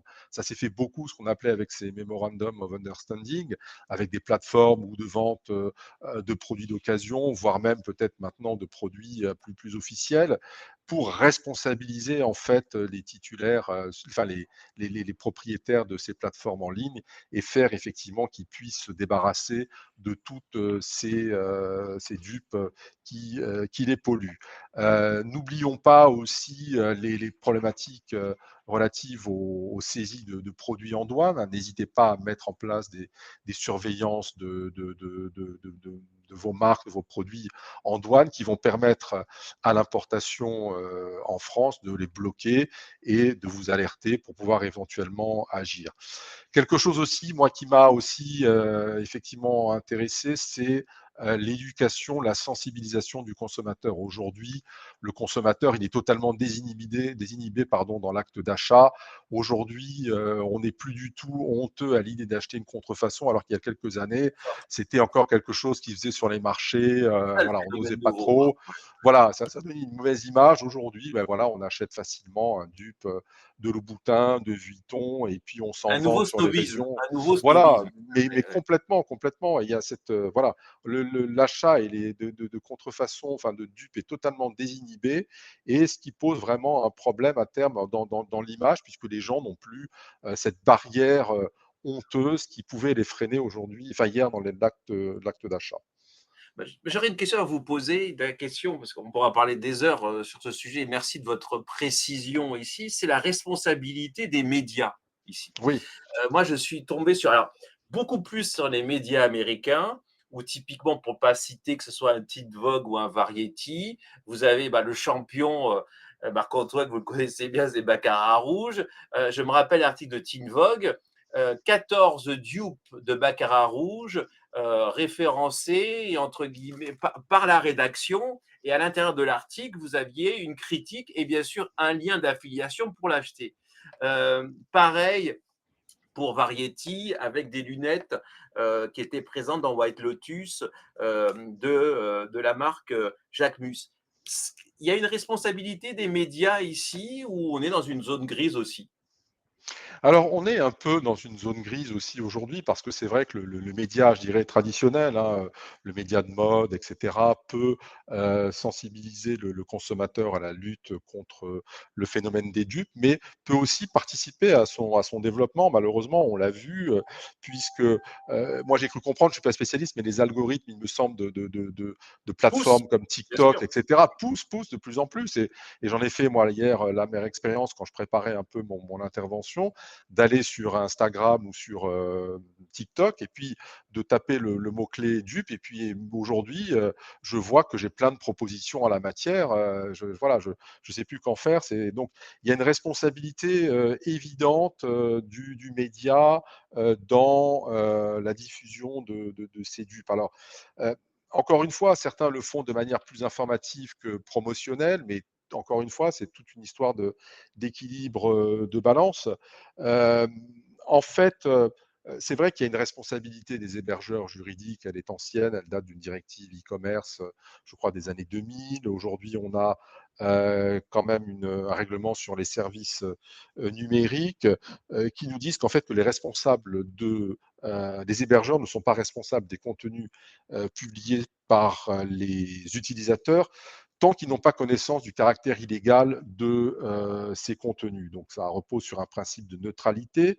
Mais vous voyez, là encore, je me dis TikTok, est-ce que TikTok pourrait opposer valablement ce principe de neutralité alors qu'il promeut quand même dans son algorithme la diffusion de ces dupes? J'en suis pas sûr.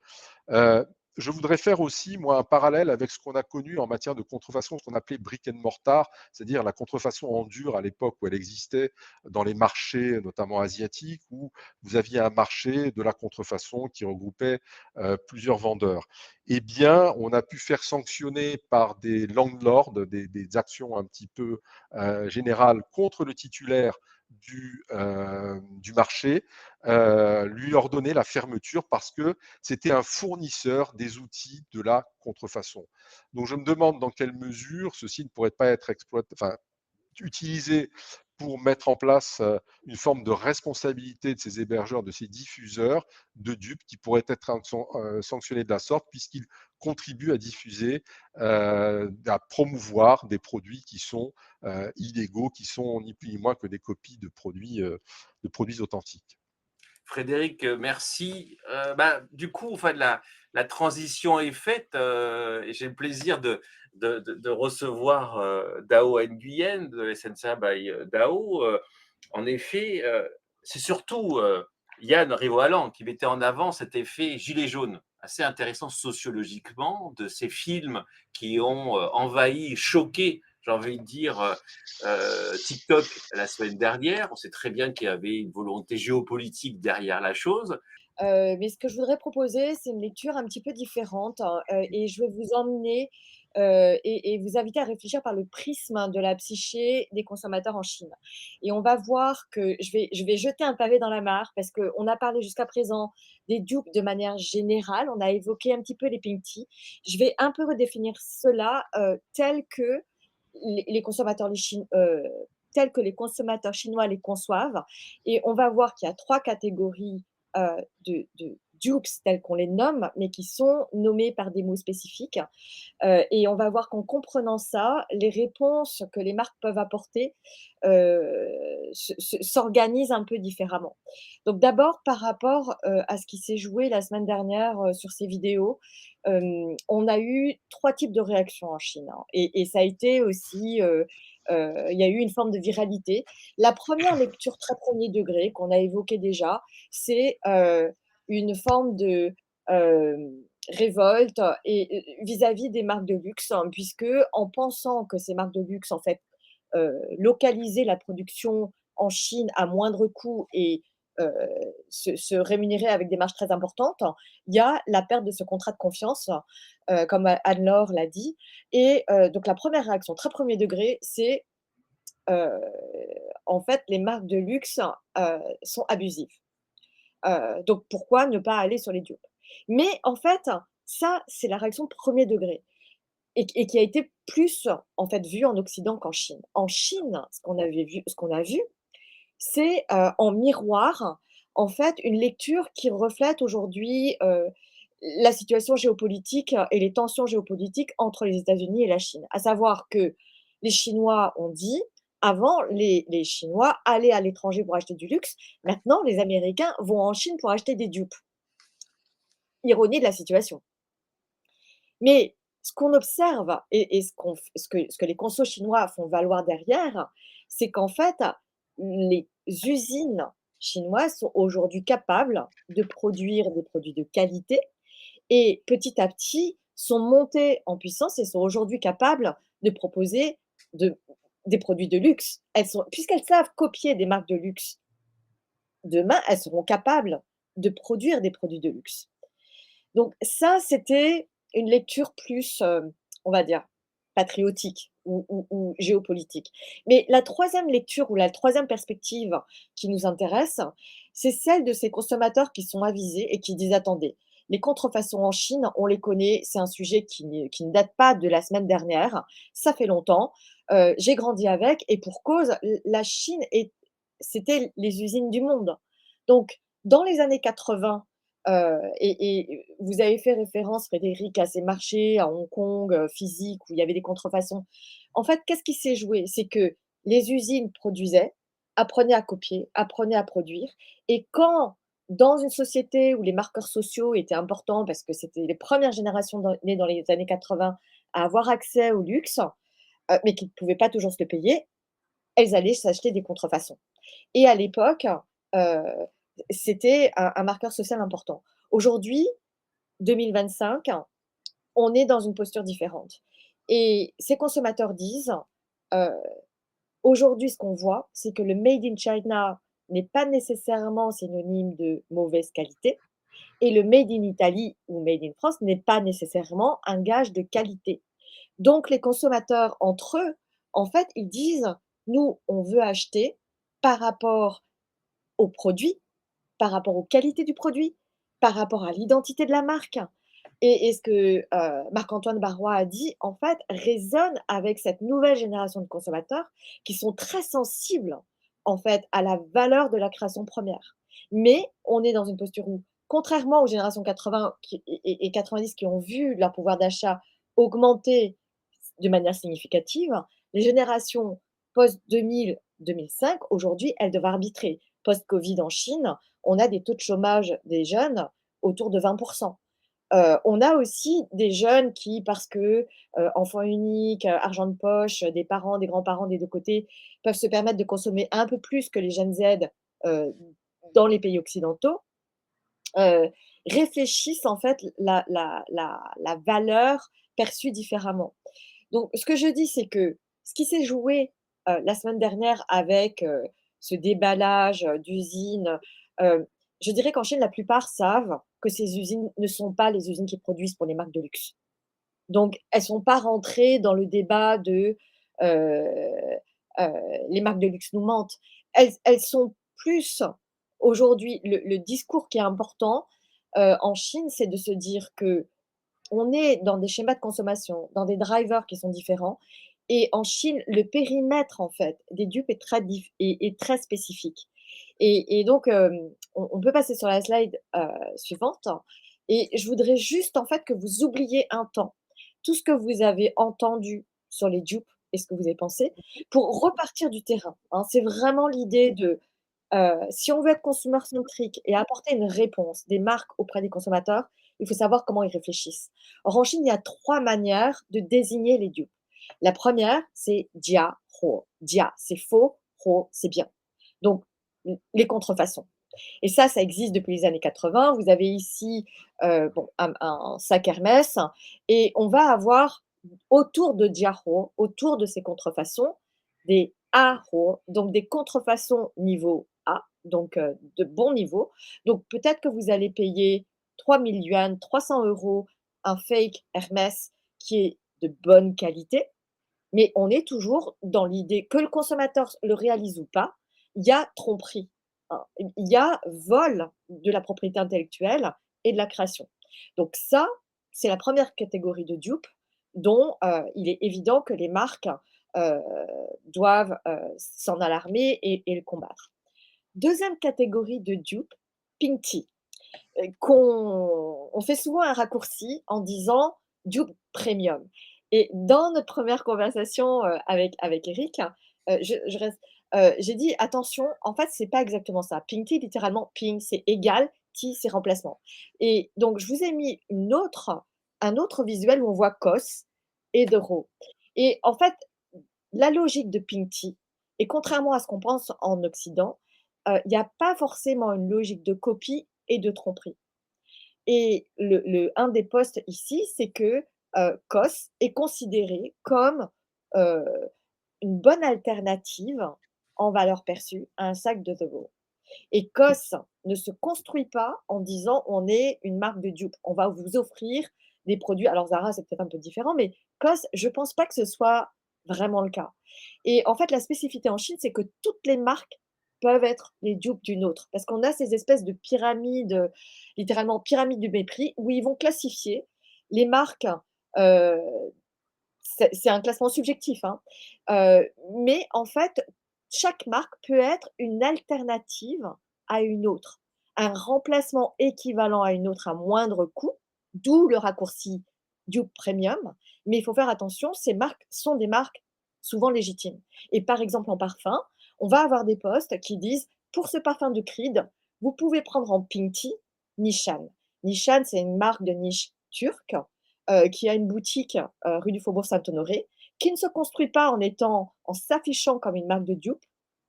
Et donc, quand on comprend qu'en Chine, chaque marque peut être le pink tea d'une autre et pas le dupe d'une autre, on comprend que la réponse apportée à ça, c'est pas une protection juridique parce qu'on peut pas faire tomber des marques qui ont pignon sur rue. De la même manière qu'on va dire Coach, c'est le pink tea de, Calvin Klein et Calvin Klein est le pink tea de, donc on ne peut pas faire tomber Coach ou Calvin Klein. Et puis la troisième catégorie de dupe, c'est Dai tea et Dai tea littéralement c'est Dai c'est remplacer et tea c'est remplacer.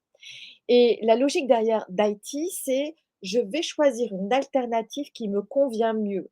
Donc derrière ce système de ce driver, c'est l'idée d'aller chercher quelque chose qui est personnalisé à mes besoins.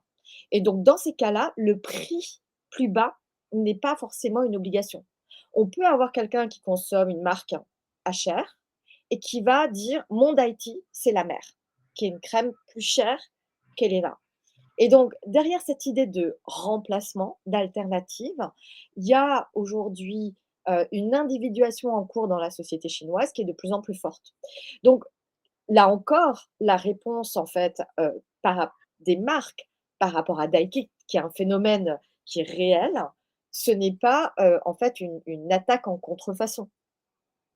Et donc je dirais qu'il faut dissocier d'un côté la première catégorie des counterfeits, des Jiahuo, des Daiti et des Pingti. Parce que Daiti et Pingti, c'est ce qui se joue majoritairement auprès de ces jeunes qui aujourd'hui cherchent des choses qui leur conviennent, cherchent des choses à une bonne valeur perçue. Et la réponse à ça, c'est la désirabilité, l'unicité, la sincérité, les valeurs de marque.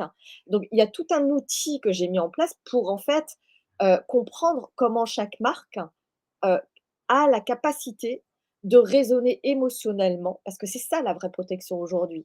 C'est le respect de la marque, la considération réciproque du conso et de la marque, c'est la meilleure protection contre, entre guillemets, les Pinty et les Daiti qui diluent la marque ou qui font perdre en fait, heu du chiffre d'affaires.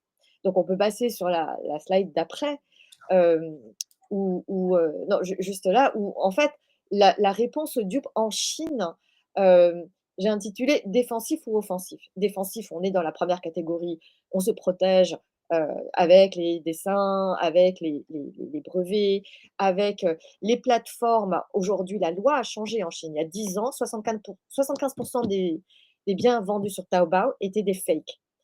Et aujourd'hui, en fait, on prend en considération la défense et les intérêts du consommateur. Donc la loi en Chine, c'est qu'aujourd'hui, les plateformes sont, co-responsables des marques en contrefaçon et sont susceptibles, elles sont amendables, hem et donc ça dissuade les marques de laisser les marques en de pure contrefaçon s'exposer. En revanche, une plateforme ne pourra pas contrer des marques qui existent et qui sont en fait considérées par les consommateurs comme des Daity ou des Conti. Et donc là, la réponse, elle est plus offensive et elle répond à une compréhension de ce qui se joue dans la psyché des consos. Je vous ai mis ici des visuels de vêtements qui sont inspirés fortement de Miu Miu.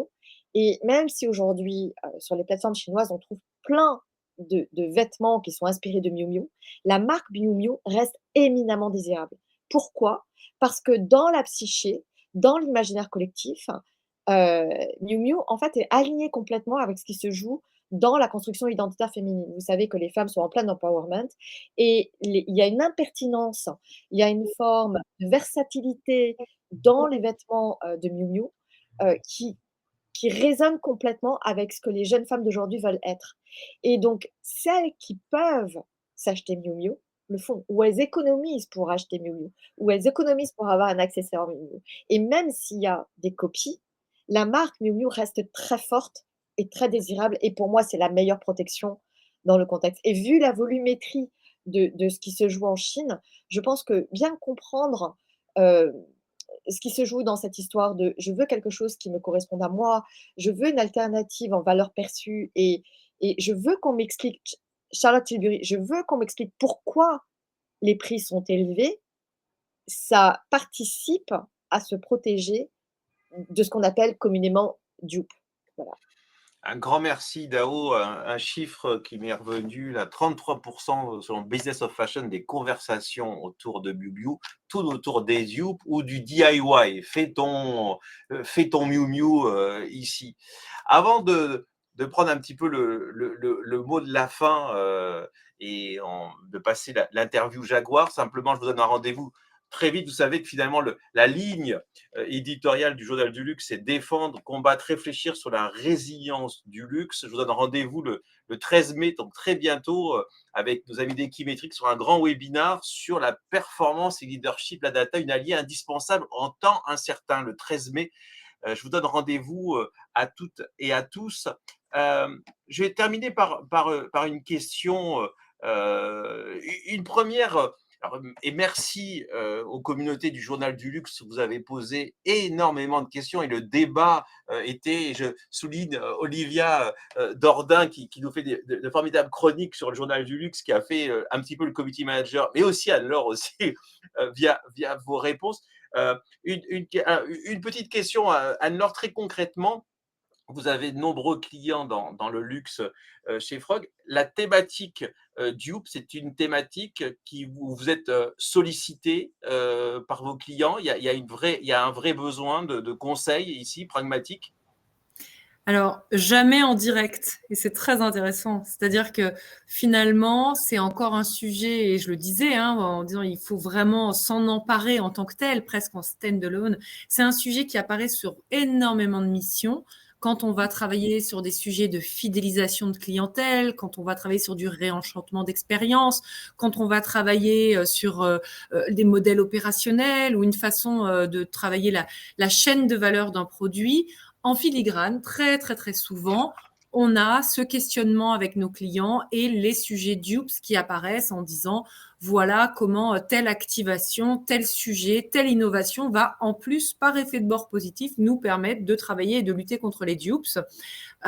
Donc, c'est peut-être une réponse un peu normande, Eric, c'est oui et non. C'est-à-dire qu'on n'a pas à proprement parler de mission d'adressage des dupes un peu 360 comme un objet stratégique, et je pense que vous l'avez compris, je l'appelle grandement de mes voeux, puisque je pense que c'est le moment, mais évidemment, c'est un sujet qui est au cœur de très, très, très nombreuses conversations. Merci. Alors, ma question, allez, on va essayer d'être un peu prospectif, Futur et Luxe. Là, on voit j'ai l'impression qu'on est au paroxysme de la question dupe. Est-ce que vous imaginez 2026 une progression du phénomène où là, on a atteint, entre guillemets, le palier? Pour commencer, Dao, qu'en pensez-vous?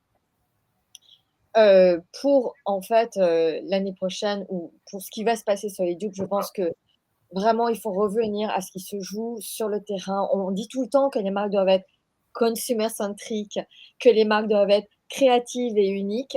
Je crois qu'il faut vraiment être très granulaire et comprendre aujourd'hui quand on dit qu'une marque de luxe est créative, est-ce que les consommateurs le perçoivent comme créatif? C'est ça l'écart.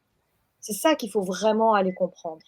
Et quand on dit que les marques de luxe ont de la valeur, aujourd'hui, j'observe qu'il y a plein de marques locales qui émergent en Chine, dans la parfumerie, qui sont très accessibles et qui sont très créatives. Et ça, c'est un vrai défi. Donc, il y a la qualité des matières premières et le prix qu'on met dans le jus, mais en termes de créativité et de sincérité, je pense qu'il faut être très en alerte et regarder de très près les dynamiques de création qui se jouent aujourd'hui en Chine. Frédéric, Et vous qui avez une vision dans le temps par rapport au phénomène, là on atteint, j'ai l'impression, un paroxysme. Est-ce que vous pensez que le phénomène va continuer à s'accélérer ou on a atteint un pilier? Moi, je pense à titre personnel qui va s'éteindre prochainement. Je pense qu'il s'agit d'une mode. C'est un effet très cyclique. Les gens sont intéressés. Il y a une petite propension à vouloir challenger les grandes marques, etc. Et donc, c'est quelque chose qui va s'éteindre tôt ou tard. Quelqu'un l'a dit tout à l'heure, un intervenant. On va revenir à des valeurs quand même d'héritage, de patrimoine, de qualité. C'est Marc-Antoine, je crois, qui insistait là-dessus. On a senti qu'il parlait avec ses tripes. Et en fait, les grandes marques, celles qui ont réussi, nous ont raconté toute une histoire. Hein, je dirais. Et aujourd'hui, on a besoin de se réfugier derrière ces histoires, peut-être, et je pense que ça sécurise quand même les produits, ce que j'allais dire, authentiques par rapport à tous ces dupes, et que finalement, les gens vont rapidement s'apercevoir que tout ça est très artificiel et vont passer à autre chose. Merci Frédéric. Marc-Antoine, comment vous voyez le phénomène? Moi, le phénomène, je le vois grandir parce que je vois ma notoriété grandir, donc j'y suis de plus en plus confronté. Mais au-delà de ça, je me rends bien compte également que grandir, ça nous donne la possibilité d'ouvrir davantage de boutiques, d'être davantage proche de nos consommateurs et de nos clients, et d'avoir davantage de moyens pour nous exprimer. Donc, moi, j'en souffre pas, et c'est ce que j'ai dit tout à l'heure, c'est que j'ai toute ma sincérité pour parler de mon projet, et pour parler de ma créativité. Il y aura toujours, et là où je serai et là où je pense que juridiquement il y a le plus quelque chose à vraiment faire, c'est vraiment en termes de qualité de produit, c'est-à-dire que qu'est-ce qu'on a dans un produit. Et il y a un certain nombre de parfums, et je serai là où j'exprimais mon engagement sur les perturbateurs endocriniens et sur la composition d'un parfum.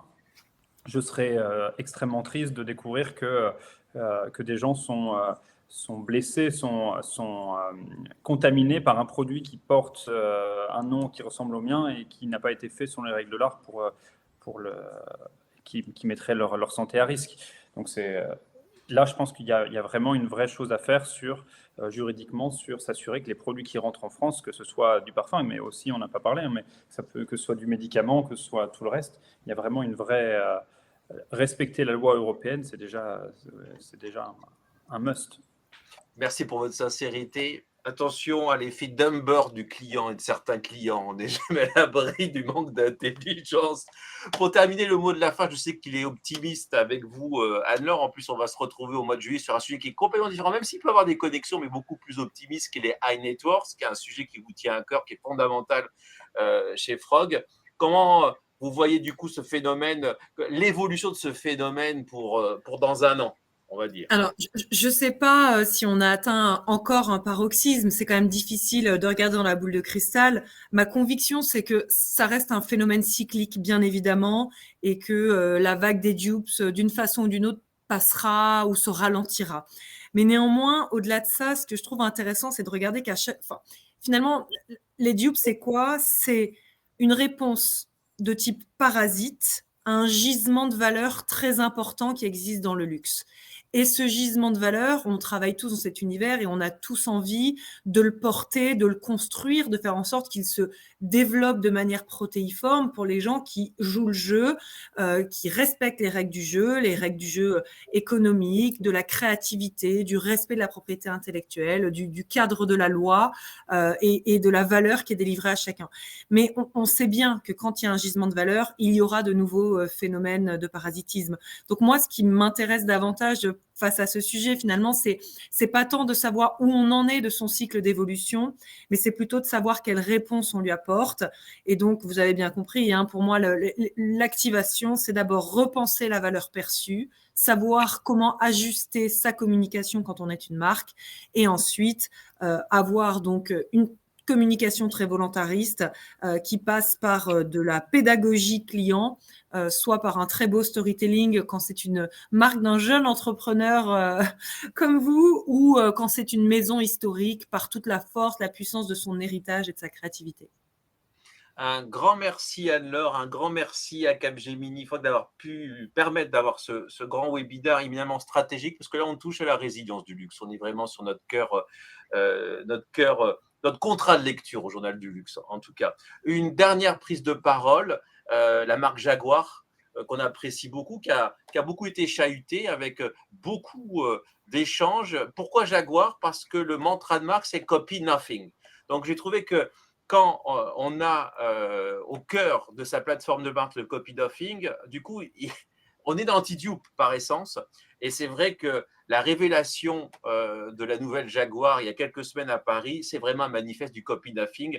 Et le plaisir donc de recevoir Michel Crawford, excusez-moi, Chief Brand Designer Jaguar. C'est tout de suite avec nous et je vous souhaite une très bonne soirée à toutes et à tous. Hello, Mitchell. How does the copy nothing philosophy resonate with the contemporary culture of dupes in luxury industries, where imitation often overshadows originality? Today, a lot of luxury is caught in a cycle of imitation, fast fashion, dupes, and repetition of trends. Copy nothing is Jaguar's rejection of that mindset. It's a statement that true luxury isn't about following, it's about leading with courage, leading with an authenticity. And in a world where we're flooded with replicas, originality has become the rarest form of exclusivity. And Copy Nothing for Jaguar it's a really exciting creative brief. It's our provenance wrapped up in one simple and actionable statement. It's about honoring Jaguar's legacy of innovation and design leadership while giving us a clear and powerful tool for the future. It captures a level of emotional storytelling that many brands simply don't achieve today. It reminds us that our role is not just to create products, but it's to create these cultural artifacts. And I think that's what moves people emotionally. It helps us stand apart visually, and it inspires this new way of thinking about luxury. It's in everything we're doing, from product to brand to the way we show up to where we're showing up. You will have seen that obviously Miami was a really great debut for not only Type 00 in the Jaguar brand, but the installation itself was the embodiment of Copy Nothing in the way that we presented ourselves, placing Jaguar not only in a creative context, but penetrating that cultural Gulf Stream. We were showing up alongside visionaries who challenge conventions and push boundaries. And it was an environment that is kind of comfortable to the way that we presented both brand and product. It shows that Jaguar isn't just about, an automotive conversation. We're part of a much bigger cultural movement around modern luxury. And it helps us to connect with a wider audience that valued bolder ideas, emotional impact, and authentic expression. And the conversation that was generated and the level of engagement around Jaguar brand, I think, is testament to the ethos of Copy Nothing and our delivery of it. And these moments are really important. They show that we're not trying to imitate traditional luxury codes. We're creating new ones that are true to this spirit, that are fearless, they're creative and unexpectedly original, and we're going to continue to do so. And do you feel that even the car industry is facing a dupe effect, with design becoming more and more similar over the past 10 years? It absolutely is. There is obviously a push for more automotive brands to enter the electric segment, and in doing so, the language that forms part of that ecosystem has become very consistent. Don't get me wrong, there are some really great designed vehicles, and some of them that do push creative boundaries, but they are, as you say, they are kind of suffering this effect where they're all following a trend, and it's important that we break away from that and differentiate. And that's where Jaguar, as a brand with such a rich provenance and heritage, we can really leverage that storytelling, that emotional engagement to help us stand out and stand apart. Can you explain us on how this philosophy has been materialized in the Jaguar Type 00 concept, particularly to its design element like exuberant modernism? Yeah, absolutely. I mean, Copy Nothing is not just a tagline, it's embedded in everything we do for the brand and the product. And with Type 00, we've brought it to life through this theme of, as you say, exuberant modernism. It's about having this boldness, it's about being expressive, it's about having a modern design language. Every surface, every line, and every proportion was crafted to feel progressive and unmistakably Jaguar, with a level of emotional engagement. We deliberately avoided, or the design team deliberately avoided, any nostalgic or retro references, and instead pushed towards a future vision of luxury that felt more daring, more sculptural, and it's importantly full of movement. It's our purest statement of intent for the brand, and it's not trying to fit into an existing category. It's trying to create a new one. It shows that modern luxury can be both powerful and highly individual. In a market dominated by trends and conformity, how does Jaguar ensure that its commitment to individuality and creativity under Copy Nothing remains authentic and commercially viable? I mean, authenticity becomes commercially viable when you stay true to your values and when you create real emotional connections with your audience. And Jaguar's commitment then to Copy Nothing isn't about reacting to short-term trends. It's about building products and experiences that feel original, crafted, and deeply personal. We're speaking to clients who value this creativity and identity over conformity. So by being deliberate and by designing for emotional impact rather than mass appeal, we're creating this lasting desirability. That's what sustains luxury brands long term, standing for something clear, meaningful, and rare, and even when the market shifts around you.